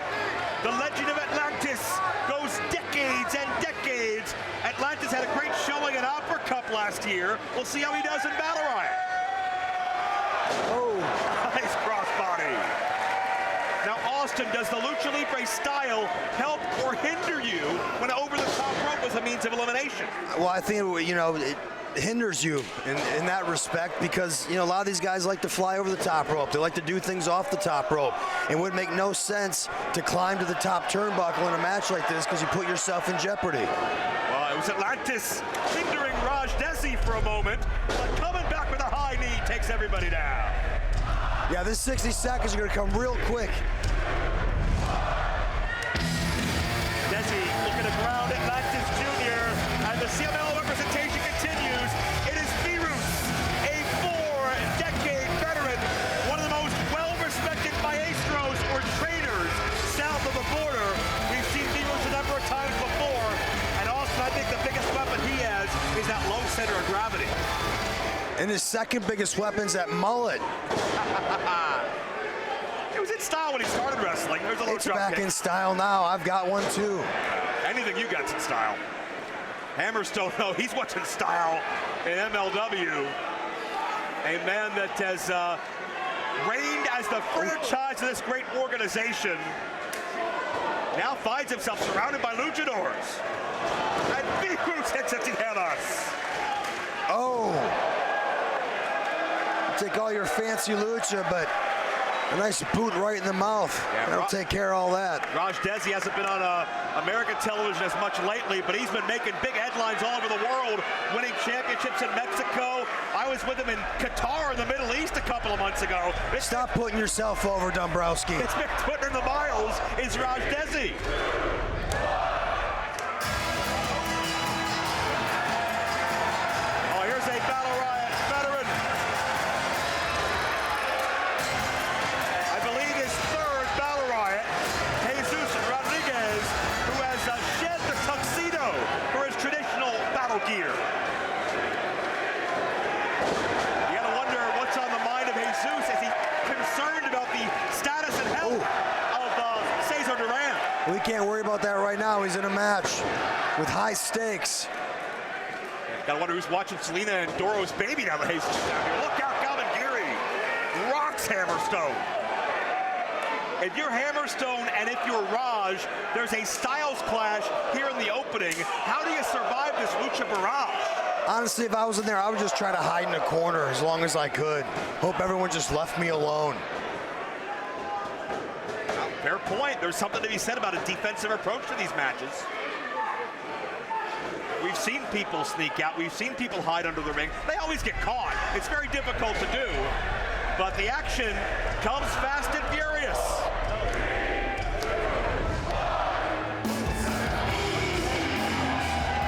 Newly re-energized Star Jr.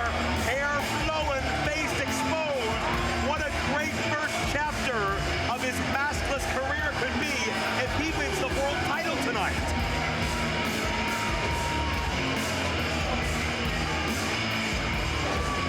Jesus Rodriguez, victim of a neck breaker, but I'll tell you what, Cesar, Selena, Azteca Lucha got a lot of dollars tied up into the ring in the Riot right now.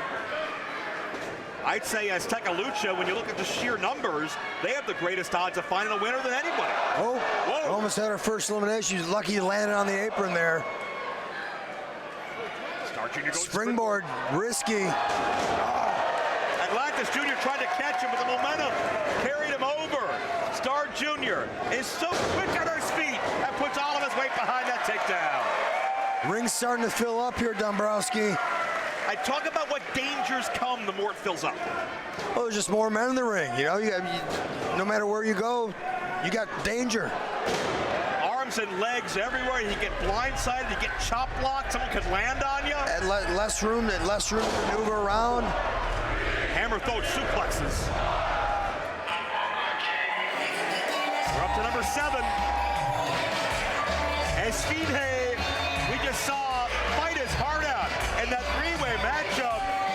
Austin, he's had some time to rest, but is it enough? Well, we're going to find out, but obviously a bit of a disadvantage if you had to wrestle here once already tonight. Some of these guys are coming in completely fresh. Some could say it could help loosen you up, but in other ways, if there's too much time between matches, it can work in the It's opposite actually effect, worse, right? yeah, when you cool back down after already being warmed up. And let's be honest, anybody who draws in the first half of this, up to 20 is at a bit of a disadvantage. Oh, no question. It's all about the luck of the random draw that went down earlier today. Jesus finds himself in a bad position here. Like, you don't want to be elevated in a match like this, but the difference between this and a normal battle royal is you can also be pinned, you can also be submitted. Yeah, you're not safe anywhere. And Virus helping out Esfinge. Oh boy. Yeah. Oh my God. Here comes your boy Hammer. And the tower falls. Wait, Raj Desi with a cover. And Virus has been eliminated. Opportunist, that's what you got to be in one of these matches.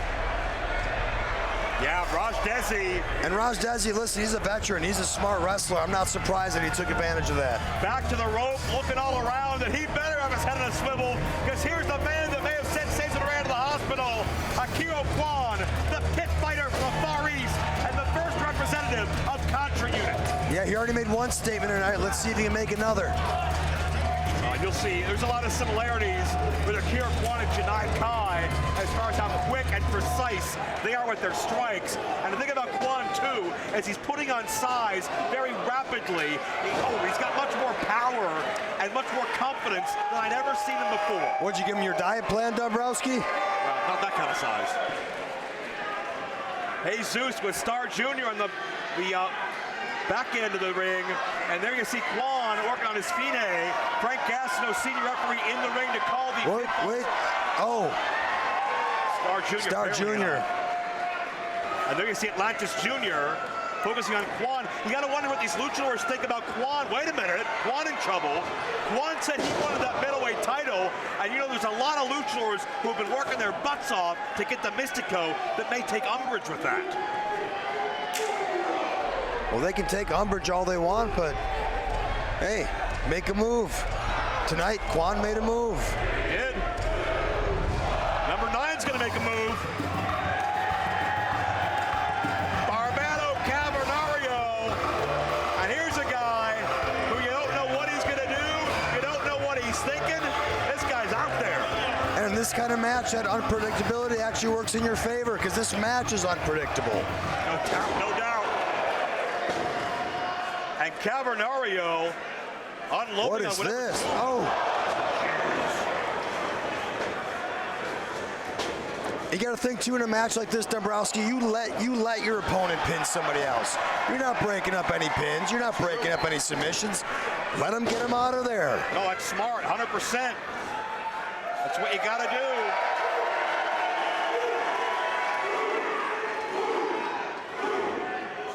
These fans are just coming alive for Cavernario, who is somebody that I don't think anybody can figure out.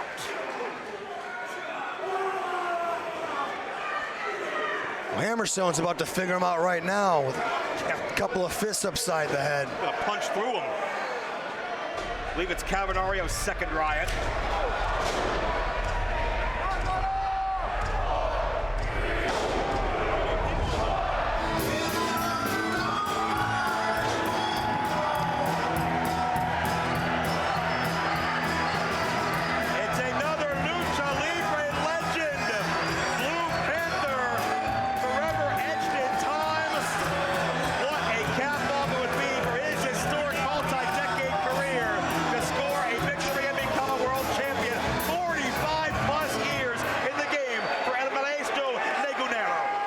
If Blue Panther walks out of here the new MLW champion tonight, it could be insane. He's wiping out everybody. We've seen his son. Listen to the crowd. This place is absolutely electric for Lucha royalty. A man that's been wrestling so long, he took the mask of the late great Art Barr once upon a time. And Kwan into the cover. Kwan just dropped his feet and couldn't get the 3. And trying to pin Esfinge. Hammerstone in a focused and determined way.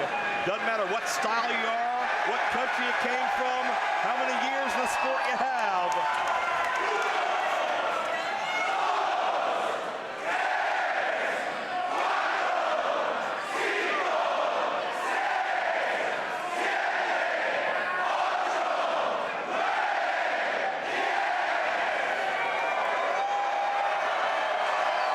Shots to the back of the head, right in that famed external occipital protuberance of Jesus Rodriguez.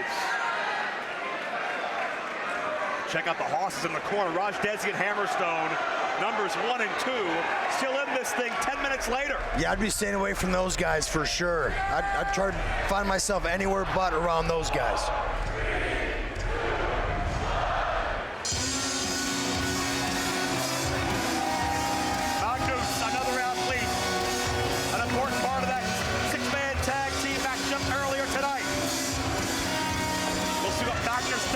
Picks up right where he left off with Atlantis Jr.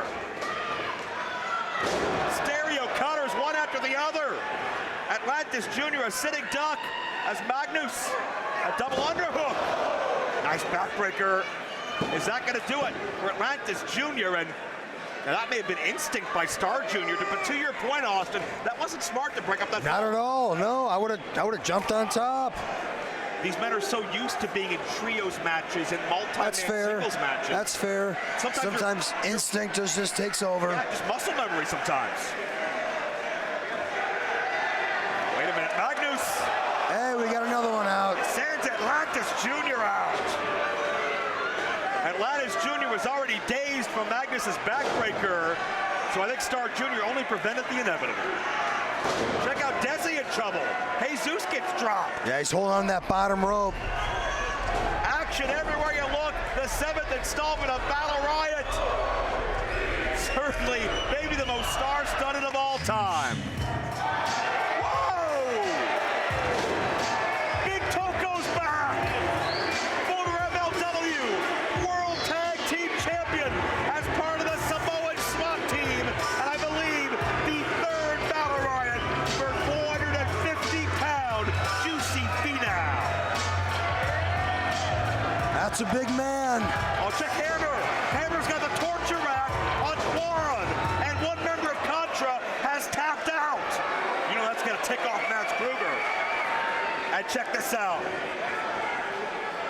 History here as Finau, the big Tongan, with that hard skull, raining down on Hammerstone.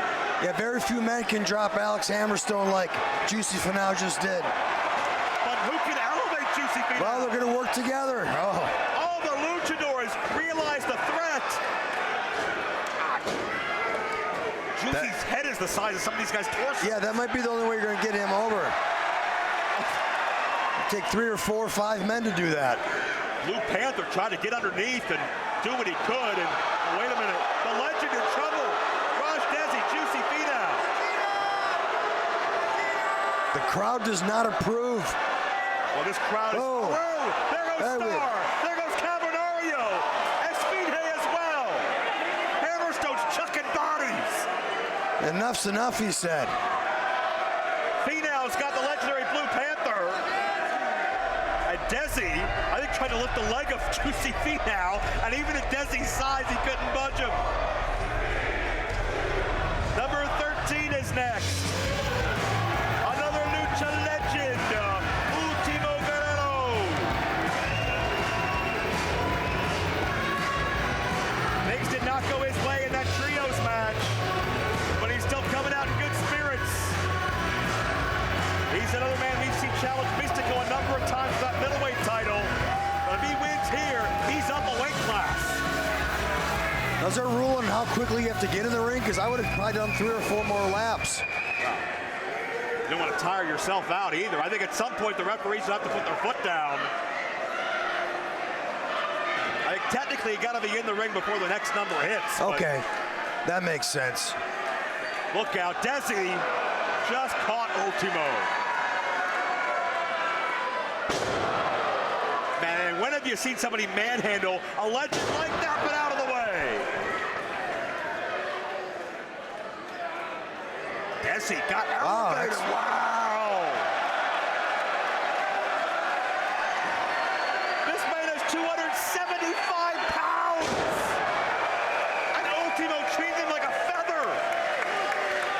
no center of gravity wins. Ultimo Guerrero's feeling it. Number 13 could be his lucky number.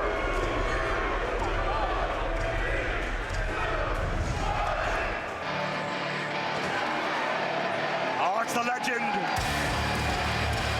Unfortunately, he won't see his son in there. But the 4-decade lucha icon, Atlantis, has an opportunity to etch his name in history. You know, Austin, we celebrated last year Mystico, the first Mexican-born athlete in the 140-year history of the Opera Cup to win that trophy and take it to Mexico. We could have the first ever CML luchador to win the MLW World title. Can we just talk about, you keep saying legend. You've said this like 4 times now because we've had, just look at it. Look at all the like say, lucha royalty in this ring. We could start a Lucha Libre Hall of Fame just in this building tonight. Absolutely. And but right now, Blue Panther finds himself in a bad position. yeah, Blue Panther has quickly become the favorite. He's over, of over 2,000 but he's got to drop to the floor. Yeah. He's still hanging on. Ultimo trying to leverage him over, but Panther's got a death grip on that middle rope. Big Juice and Hammer doing battle. Imagine the might to those shots to the head of Juicy to get him to let go. And it's the sorcerer, Hechicero. And there's a guy with some power to throw some people over the top rope. Yeah, not your prototypical luchador. It's more of a strength-based power game. But here, Yeah, thought we were going to see a pinfall. Gassino was counting, but Hechicero had something else in mind. Working on Magnus, working on Panther, working on Guerrero. A head scissors takedown. He drove him down. And again, an interruption by Blue Panther, which I wouldn't advise, but maybe he feels that he wants allies in there. well, there are no allies in this kind of match, Dombrowski. It's every man for himself. You can't let friends or alliances, unless you've made some kind of special pact in the back. Oh, that's true. And I wonder if some of these luchadors got together and said, you know, let's thin out the field and then decide it amongst ourselves. Well, listen, when you're in there with a guy like Hammerstone or Raj Desi or Juicy, it'd probably be in your best interest to form some kind of pact or work together. Blue Panther in trouble again on the far side. You can hear this crowd concerned about their hero. Oh. Number 16 on the way. Oh, it's one half of the MLW Tag Team Champions. Okumura returns to the Riot. We've seen his tag team partner Kojima, the only 2-time world champion. Maybe tonight's Okumura's night to put his name in the history books.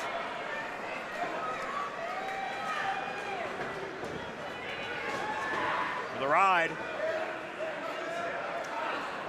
Hechicero got caught into a super cozy cutter.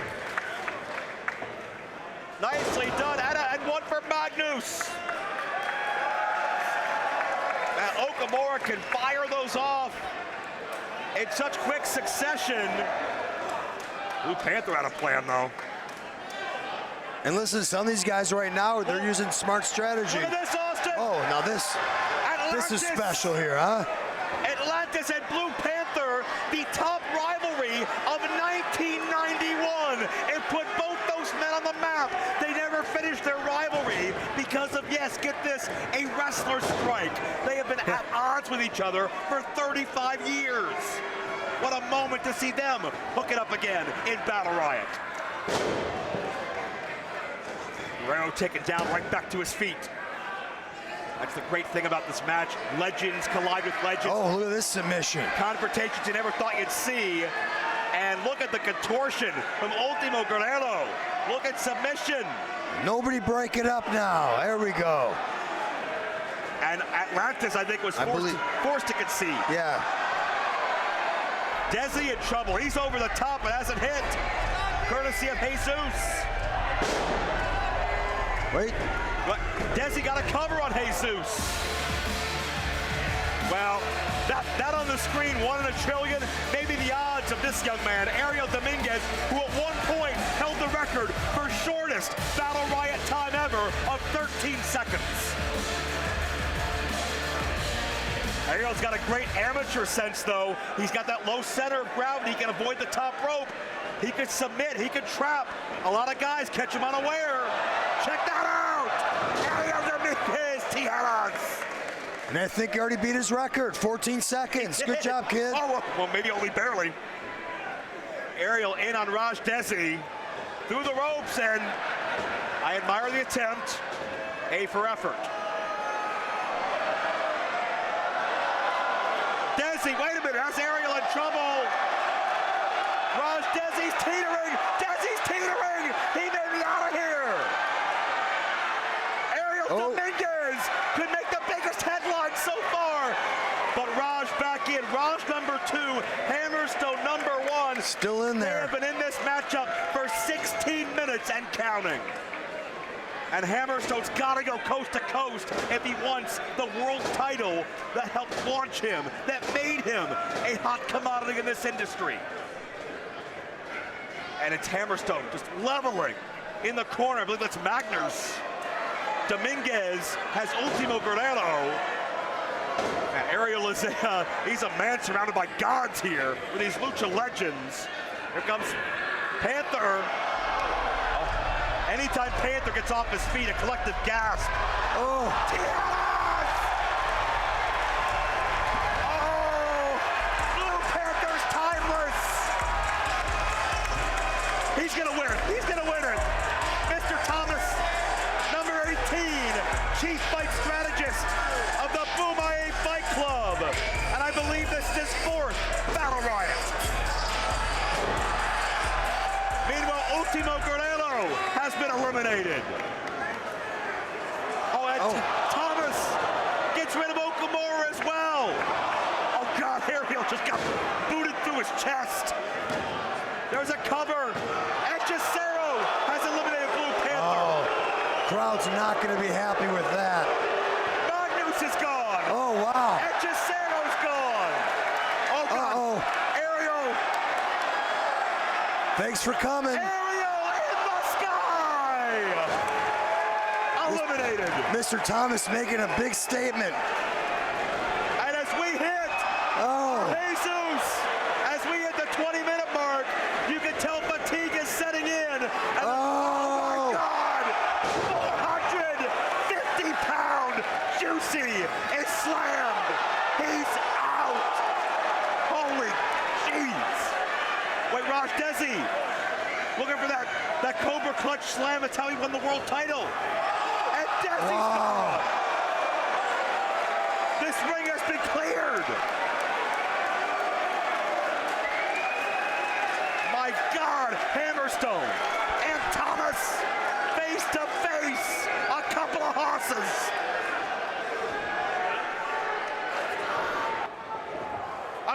Thomas elevates Hammerstone. Nightmare pendulum. Oh my God. I've taken that, and it knocks you silly. Thomas realized he's got to get the hell out of there or he'll be pinned. But what did that move take out of Hammerstone? Well, don't forget Hammerstone was the first man in there. Journey Fatu. And Austin, this is the younger brother of Jacob Fatu, who was Hammerstone's top rival.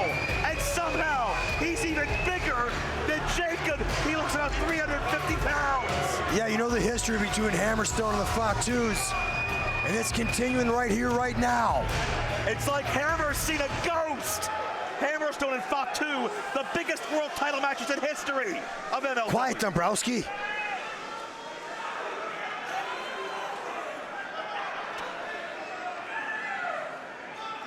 Hammerstone wondered how many there are. Maybe as many as it takes to take him down. Journey Fatu of the Samoan Wrestling Dynasty, son of the Tonga Kid, 10-year pro, and a certified badass. Savant kick gets Hammerstone off guard. Samoan drop, his version of the alley-oops, got countered, and Hammer with a sick kick. You felt that kick before. I have. And Hammer, no. Is he gonna try it on it? Nightmare pendulum at 350, but Journey Fatu. And you gotta believe he talked to Big Brother and figured out all the ways to succeed in MLW. Jacob Fatu was world champion 820 days. Well, not only that, I'm sure he was watching when his brother was here, right? Yeah. I'm sure he didn't have to get a scouting report. He was watching it while it was happening. He knows all Hammerstone's weaknesses and strengths. Well, here's somebody with a lot of strengths. Boxing, kickboxing, Muay Thai, mixed martial arts.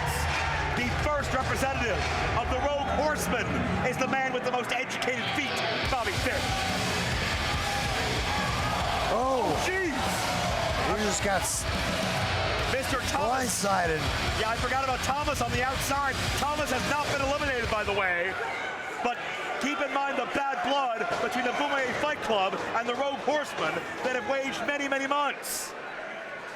And couple that with the Hammerstone Fatu family rivalry that's waged for years, and we got some bad blood in Battle Riot 7. Yeah, Bobby Fish didn't even get into the ring. His night might be over before it even started. Yeah, I mean, not by his own accord. You can't throw Fish out or leave him null and void because things are just too intense between Boomerang and the Horsemen. And Hammer goes Journey in over a spine buster. That's insane power. The cover, no. Hammerstone knows what that feeling's like. To think of Fatu's beaten. Oh, wait a minute. Bobby Fish has some backup. It's C-Dub. And he's got a crowbar. C-W with a crowbar. Finally, somebody brought a weapon. Well, think back to the days of the Extreme Horsemen with Steve Corino and Simon Diamond and Barry Windham. Oh. CW has extreme roots through and through.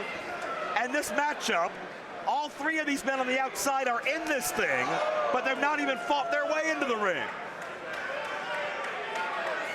And these referees are intimidated. I'm intimidated. I don't blame them.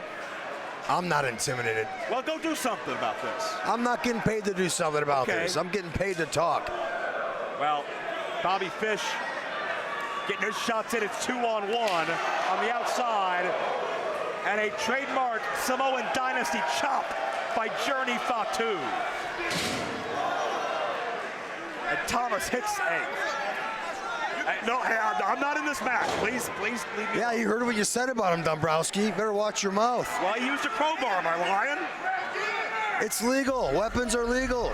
I don't know why everyone didn't bring a weapon down. Get in the ring and hit him. Journey Fatu, the Odyssey of Death, as he's called, firing away on Hammerstone. Here comes 22. What? Chris Adonis. The master of the master lock.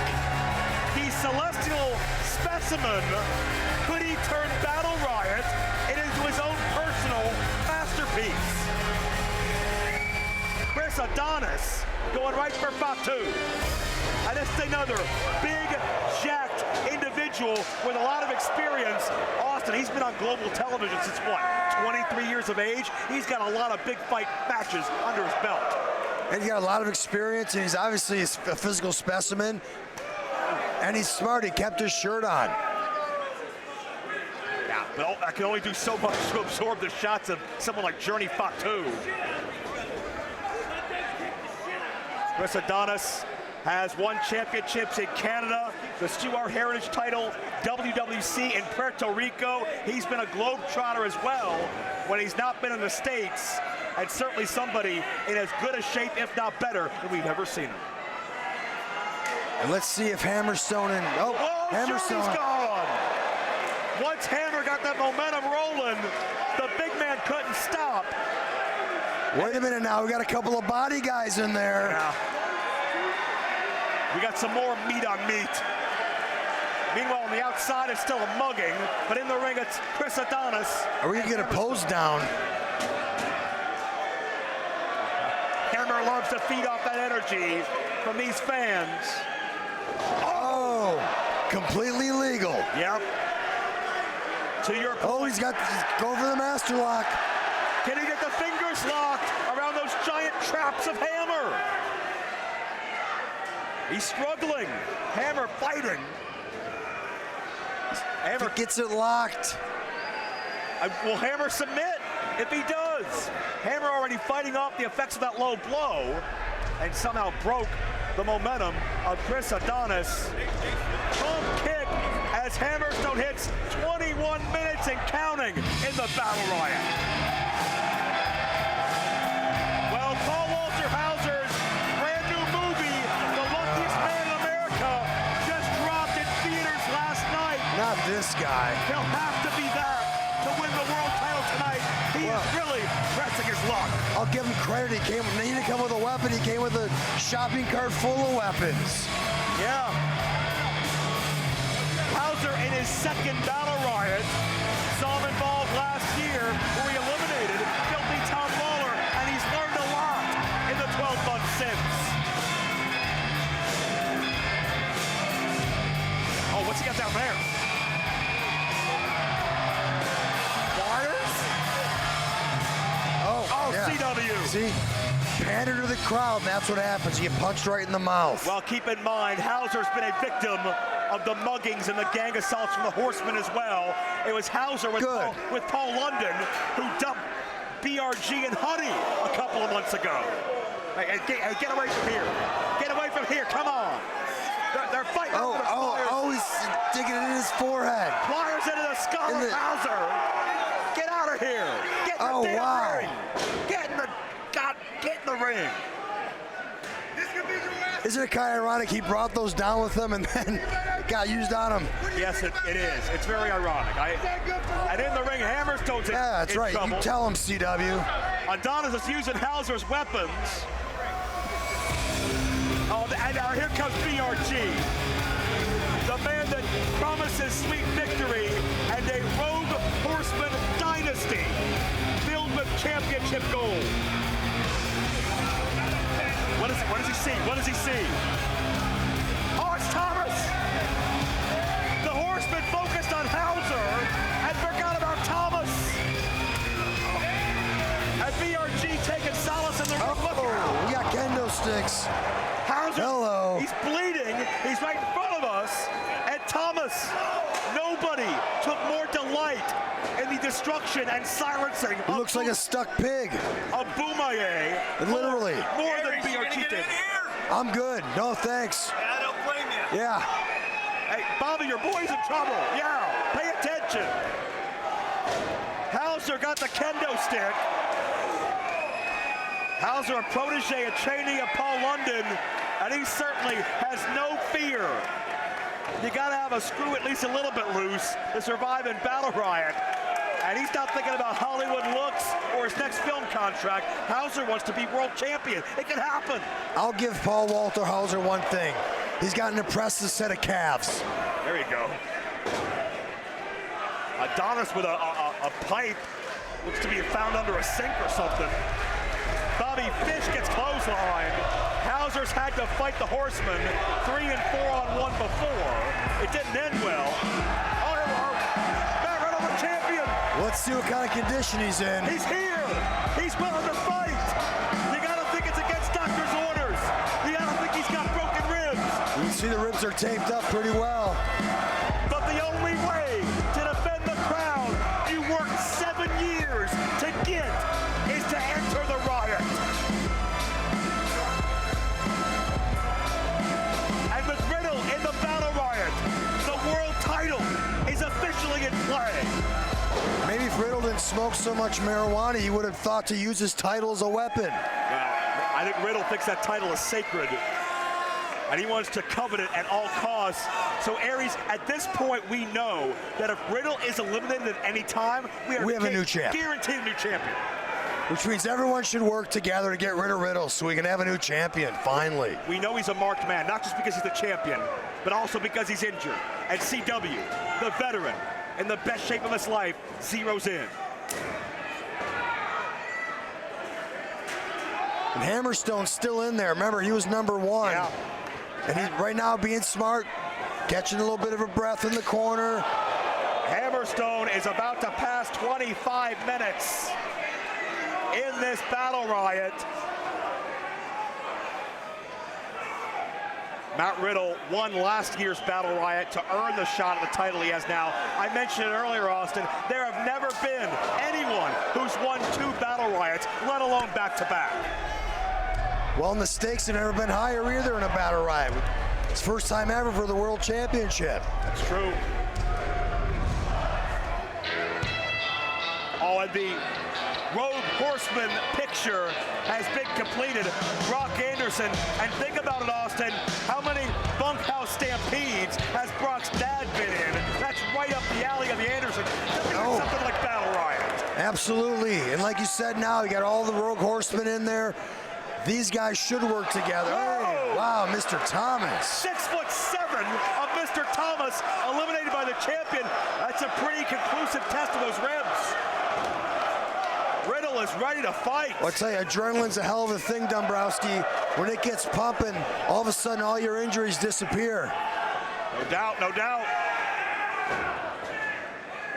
And BRG focusing on Riddle. If you ask BRG, he should already be the world champion. The man thinks the world revolves around him, and by the time he's done, it just might. Well, look, he's smart. He's targeting the ribs right now. Like a vulture circling a corpse. Like a shark smelling blood. Paul Walter Hauser's a mess. And he's bleeding. This is not the way I think he envisioned spending opening weekend, but maybe it was, who knows? Oh, here comes his mentor and trainer, the intrepid traveler. Paul London has landed.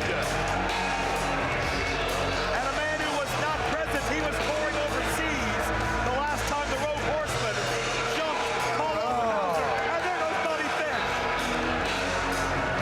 London has waited for a month's time to get retribution on the Rogue Horseman.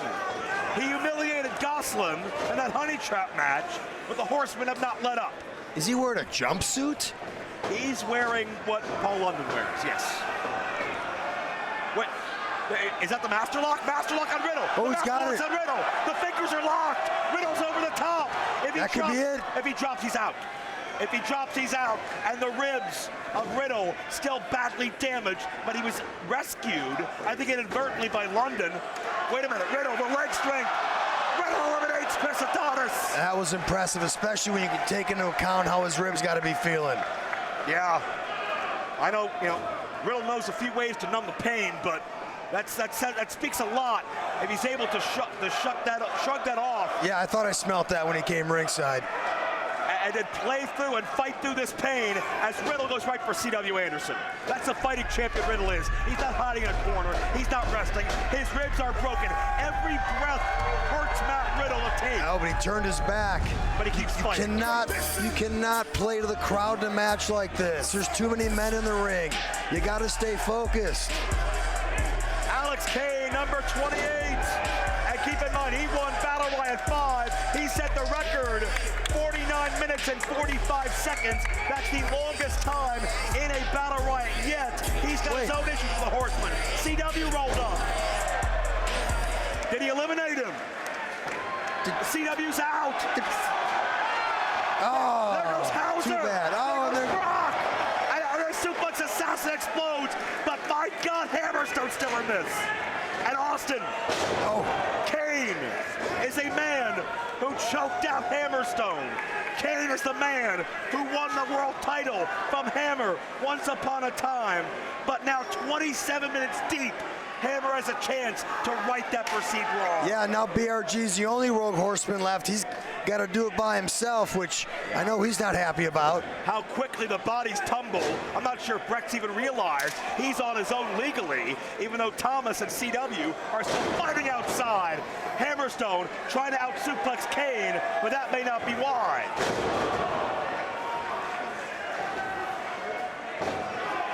This gut check. Neither man wants to budge. And for Hammerstone to be, look, he just gave him he gave his back up for the suplex. Kane got fired by Eric Bischoff, forced to dress in the parking lot. Oh, look at this. That's BRG's feet. And here comes the one-man militia. The Openweight champion who was made to Riot. Matthew Justice returns. And he's not empty-handed. Smart man. I don't know if he's smart, but he's fearless. What's he gonna change some light bulbs in here? He's got a ladder. What are you gonna do with that? Whatever he damn well pleases. He lives for the rush.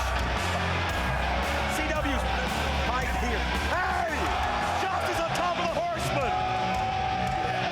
How about you guys? Justice to the aid of Paul Walterhauser, as even though these men are eliminated, the brawl continues. We got more action outside the ring than we have in it right now. This is why it's a riot. Only one man can be world champion. It could be Hammer. It could be Kane once again. It could be BRG, Paul London. It might be Matt Riddle. But maybe it's Matthew Justice. Maybe Justice is a dual champion, Openweight and world title. It could happen. Oh God, Brock into the steps. Getting a little uncomfortably close to our commentary station here. Oh, Come on, guys, move it that way a little bit. Brock Anderson's bleeding badly. I'm not sure if he caught a corner of those steps or if it was a kendo stick or something else. In the ring, Riddle's in trouble. Kane's trying to throw out Riddle. BRG's in trouble.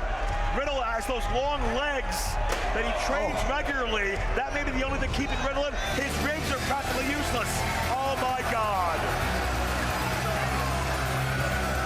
This man could become the only three-time world champion in MLW history. He did the unthinkable before. He's already a tag champion. Did Kojima break his own world title record? And you used the term legend a few times here tonight. We can use it again. Yeah, no doubt. Kojima made the MLW Championship a world title, defended it in Japan. A man that's won top titles in every top Japanese company. And this fight continues between Brock Anderson, who is an absolute crimson mess. Yeah, nobody bleed on me, please. Riddle's trying to choke out Gosselin to take out the final Rogue Horseman. Hammerstone is about to pass 30 minutes in this matchup. He's got Kane in the torture rack. It eliminated Quan earlier. Will Kane submit? Oh, Kane got dropped. Burning hammer by Hammerstone. That's gonna do it. No, Kane kicked out. Holy crap. We got weapons flying. We got bodies everywhere. Yeah, I can't even keep track of everything that's going on. Serious blood Pandemonium loss. everywhere. Justice in trouble. And Riddle with an equalizer. Everybody loves to hurt Gosselin. Oh, Justice into the trash can, or into the shopping cart, excuse me. But he's still in. Oh, Justice balanced himself on the guardrail. His feet never hit. Boy, Mr. Thomas is taking him somewhere in the shopping cart. Yeah, where's he go? You can't go to the locker room, Thomas. He's still in this. Yeah, I say he's still in the match, technically. Oh, wait a minute. Oh, Justice with that pie plate. Buy the ticket, take the ride. Matthew Justice just saved himself. I think Thomas just wanted to hurt some horsemen, but Justice got two for the price of one. Yeah, Mr. Thomas was eliminated a while ago. He's still out here beating people up. Yeah, all three eliminated horsemen are still out here with wait a minute, look at Hauser. Hauser's got Gosselin in the ring. Hauser's got Gosselin by the arm. Wait a minute, is this even legal? Riddle He's not in the match anymore. He can't eliminate somebody. Riddle and Kojima with Gosselin and an assist from Hauser, and BRG's gone. Paul Walterhauser gets revenge again. That was terrible. Oh, here's somebody that did something terrible earlier tonight. The Nomad, Bishop Dyer, and his newfound representation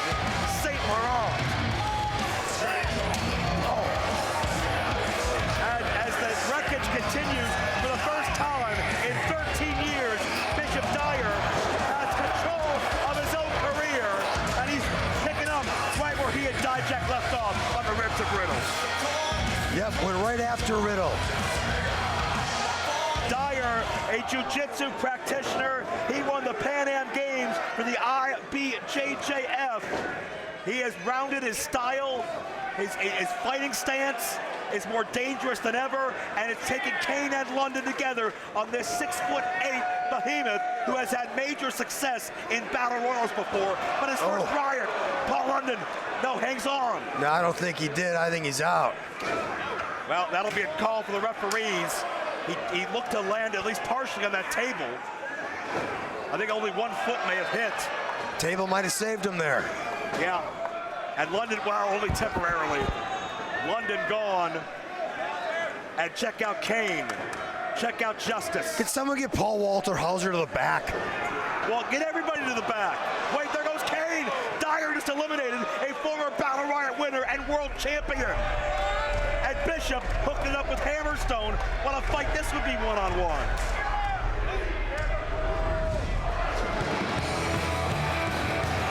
On the time splitter. From the Tokyo Dome to a sold-out Los Angeles Battle Riot 7 for Kushida. Looking for somebody to hit. He's just looking at who am I going to hit? Kushida is a junior heavyweight legend, held championships time and again in New Japan, but this is the world heavyweight title. We'll see how he fares. Nicely done, the handspring into the drop kick. Yeah, Kushida's highly, highly skilled. Yeah. I don't care what division you put him in. 2 world-class tag teams, one with Alex Shelley, one with Kevin Knight, but just as dangerous on his own as Kushida. And BRG on the table now. What is going on here? Wait, check this out, Austin. The former franchise and the current champion, Hammerstone and Riddle, face to face. 2 eras of MLW collide. And Austin, they're both on the receiving end. Hammer is at 31 minutes, and Riddle has broken ribs. Something's got to give. Yeah, I'd say they're pretty even in that regard.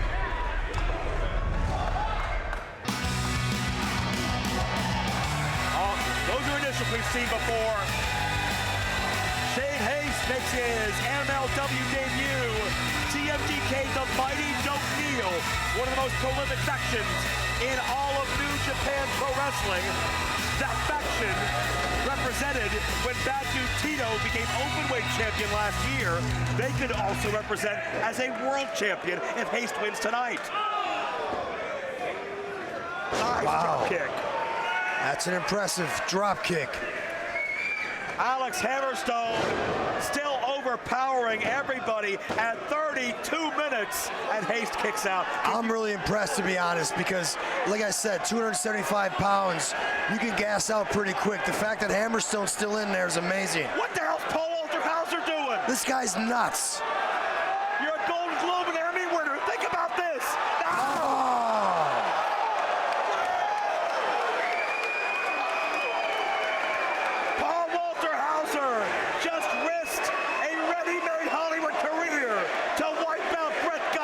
He does know that he's not in the match anymore, right, Dombrowski? It's about so much more than that, though. He and Gosselin have been at each other's throats for many, many months. As you see, the athletes still in this thing. We've got 2 former world champions, 1 current world champion, 1 current openweight champion, 2 standouts from Japan, and a debuting monster, Bishop Dyer, represented by St. Laurent. Man, this has not let up the entire way. Kushida may look for a submission with that key lock on Haste. And we're not done, we got more people yet. Yeah, number 34 is on the way. And oh my God. What the hell is he? That's a damn chainsaw! That's Kruger! Finally! That's a chainsaw! What do you mean finally? That's a weapon. He's gonna kill somebody! Well, then he's gonna win. Hey! Get the hell out of here! You already got a guaranteed title match. Kruger is gonna, and Justice has no fear. Get out of there, man! Get out of there! Think about this. On the kendo stick. Matt Justice Justice just saved his own career. Smell the gas from that. Also, this match has stopped. Everybody's in disbelief, and Kruger just cracked. Well, he's got a chainsaw. Of course it stopped. Who's going to run into a chainsaw? Matthew Justice. Oh, no! Justice, the rebel, fought till the end. That's the opposite of a soft landing. Justice, and Riddle's got the chainsaw, thank God. Thank God Riddle got that out of there. And Kruger, keep in mind, recently on Intimidation Games, it was Kruger that flat out tried to break the neck of Riddle with a choke slam. Kruger knows a Riddle in danger may be the perfect spot to activate the Gravity Gamble briefcase title shot, but he may not need it if he wins Battle Riot 7. Right now, Riddle's just getting bent over that top rope, hand around his throat, choking him out. And notice, Austin, now they're all trying to work on Hammerstone. In the course of this matchup, people have ripped and torn away at that medical tape. Riddle's ribs are exposed. Yeah. And right now, Hammerstone in big trouble. Hammer in trouble. Approaching 35 minutes. Hammer's teetering. On the 10th. Oh, Hammer's gone. And the look on Hammerstone's face could fill an entire novel, an entire autobiography. It was really Riddle the one who kind of gave him the last shot that took him out. That's true. Riddle, the reigning world champion, takes the prior guard out of contention. Hammer will not regain the title that took him to the stratosphere. Impressive showing, though, for Hammerstone in his return here to MLW. Hell of an outing. We didn't know Hammer was in the match until we came on the air. And to last out here for 35 minutes, it's just insane dedication. My hat goes off to you, Hammer. Great delts, too. A lot's going through that man's mind. He's a very proud fighter. He's a proud warrior. And you got to believe he'll have another day.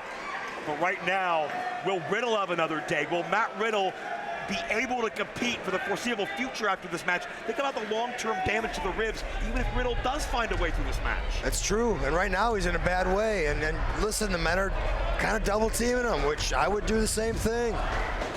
You got someone that's injured in there. He's the world champion. That's where you're going to put your focus. Number 35 is the man who won Battle Riot 1 and used that win to become MLW World Champion. He lasted 46 minutes and 41 seconds that year.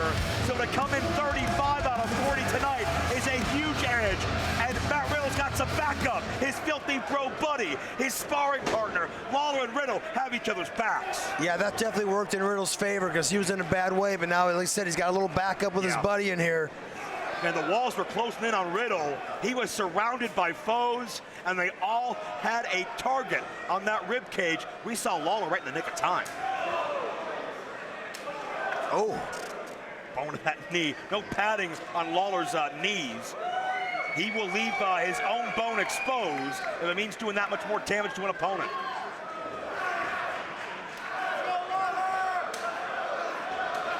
And it is 3 MLW World Champions, past and present, in one corner. 2 of them Battle Riot winners. And Riddle, well, Dyer with a shot from the blind side. Shane cuts off, oh no, the other leg of St. Laurent's contingent. These 2 massive human beings. It is an official hijack of Battle Riot 7. And Austin, this man has not been pinned. He has not been submitted since coming to MLW. And when he hijacks a given segment, he can chuck 4, 5, 6 bodies at one time. Hey, look, we're being joined by a guest. Oh, no. All right. Why are Make some room, Dombrowski. Why are you Move here? over. Why are you here? St. Laurent is here. Yeah. I was enjoying Battle Riot. Why?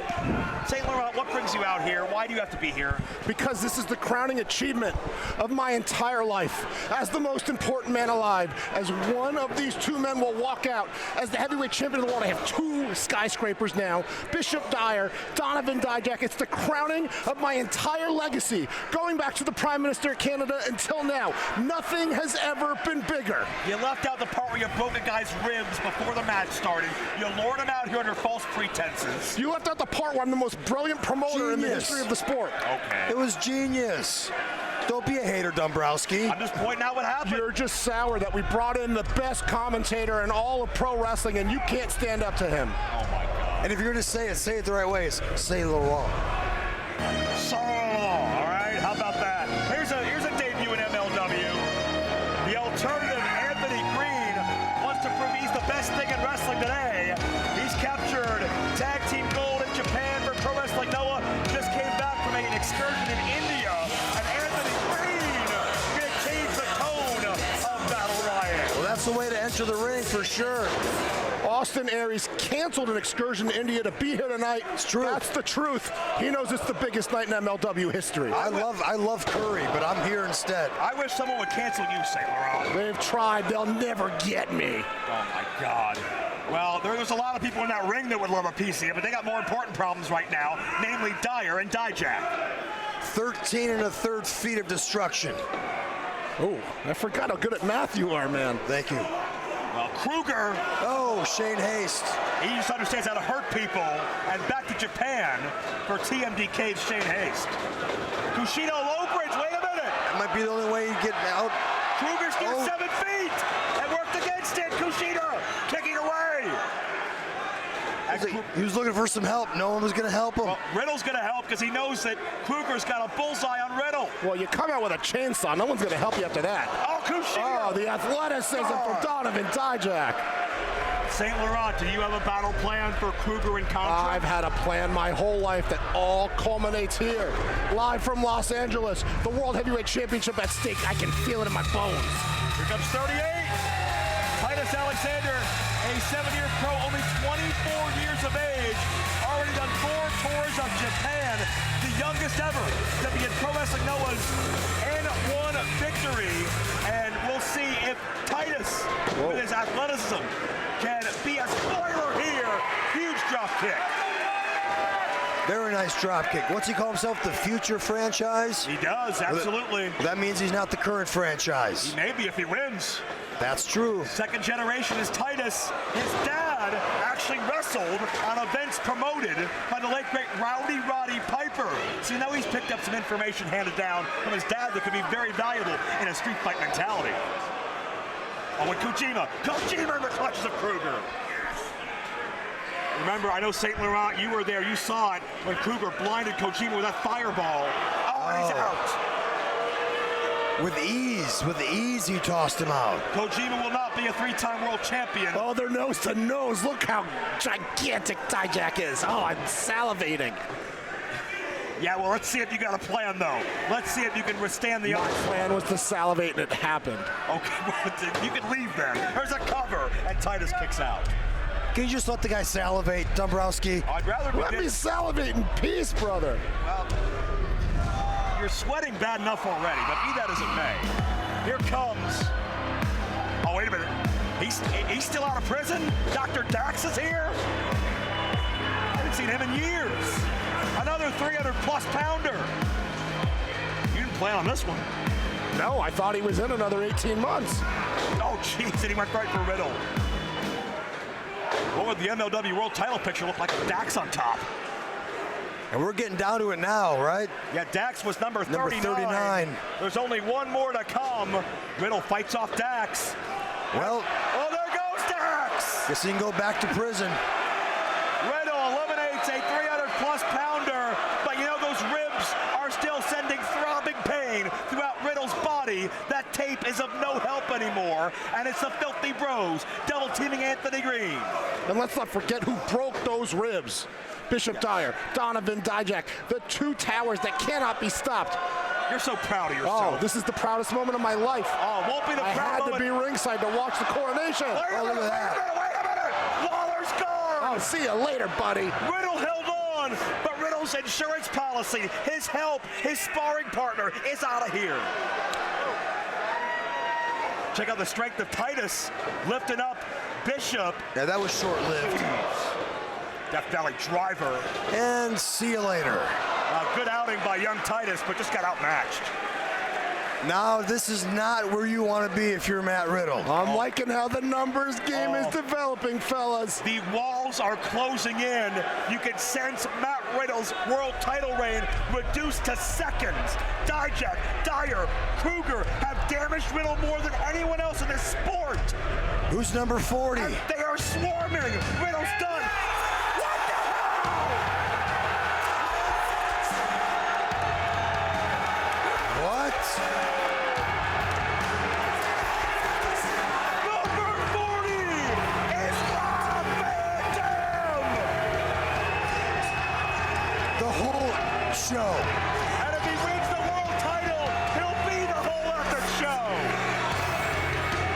Rob Van Dam has entered MLW Battle Riot, and he's kicking ass. You want to talk about educated feet? RBD, springboard, side kick to Dyer. Here comes Dijak. Heel kick. There goes Dijak. Who brought him here? This was not part of the plan. Nobody consults you with who to bring in here. Rob Van Dam wants to be world champion like anybody. And he's even standing up to Contra. And Rob Van Dam, he's got that extreme spirit too. He's ready-made for Battle Riot. And Matt Riddle, a tribute to a bygone life with that cutter. Kruger staggering. And Riddle and RVD have eliminated the threat of Contra for now. Don't turn your back. Oh yeah. There's your boys, your skyscrapers. I'm feeling good now. 2-on-2, but we got all the advantage. I don't care which one wins. I just want that gold so bad. If Dijak wins, will Bishop be okay with it? I'm sure. We worked it out. We just want the gold in the family. I like your odds. I like your odds. Wait, RVD Wait. Dyer's gone! Are you kidding me? Riddle ducks! Oh, it runs. Dijak's gone! Oh, no. We're down to 2! But my plan! Your plan! My plan! Go back and think of another. What happened? Riddle and RVD have vanquished all the threats, and it's down to one-on-one, 2 kindred spirits. Riddle has been in this matchup over 15 minutes. His world title hangs in the balance. Rob Van Dam has held world titles for 3 other organizations. ECW, TNA, WWE, very few men have held it for 4 in the United States. Rob Van Dam puts himself in very, very rare company, and maybe a little pre-end of match toke to celebrate that St. Laurent does not get his way. But no friends. You don't have to rub it in, Joe. I'm sorry. Riddle, Rob Van Dam, back and forth, trading forearms.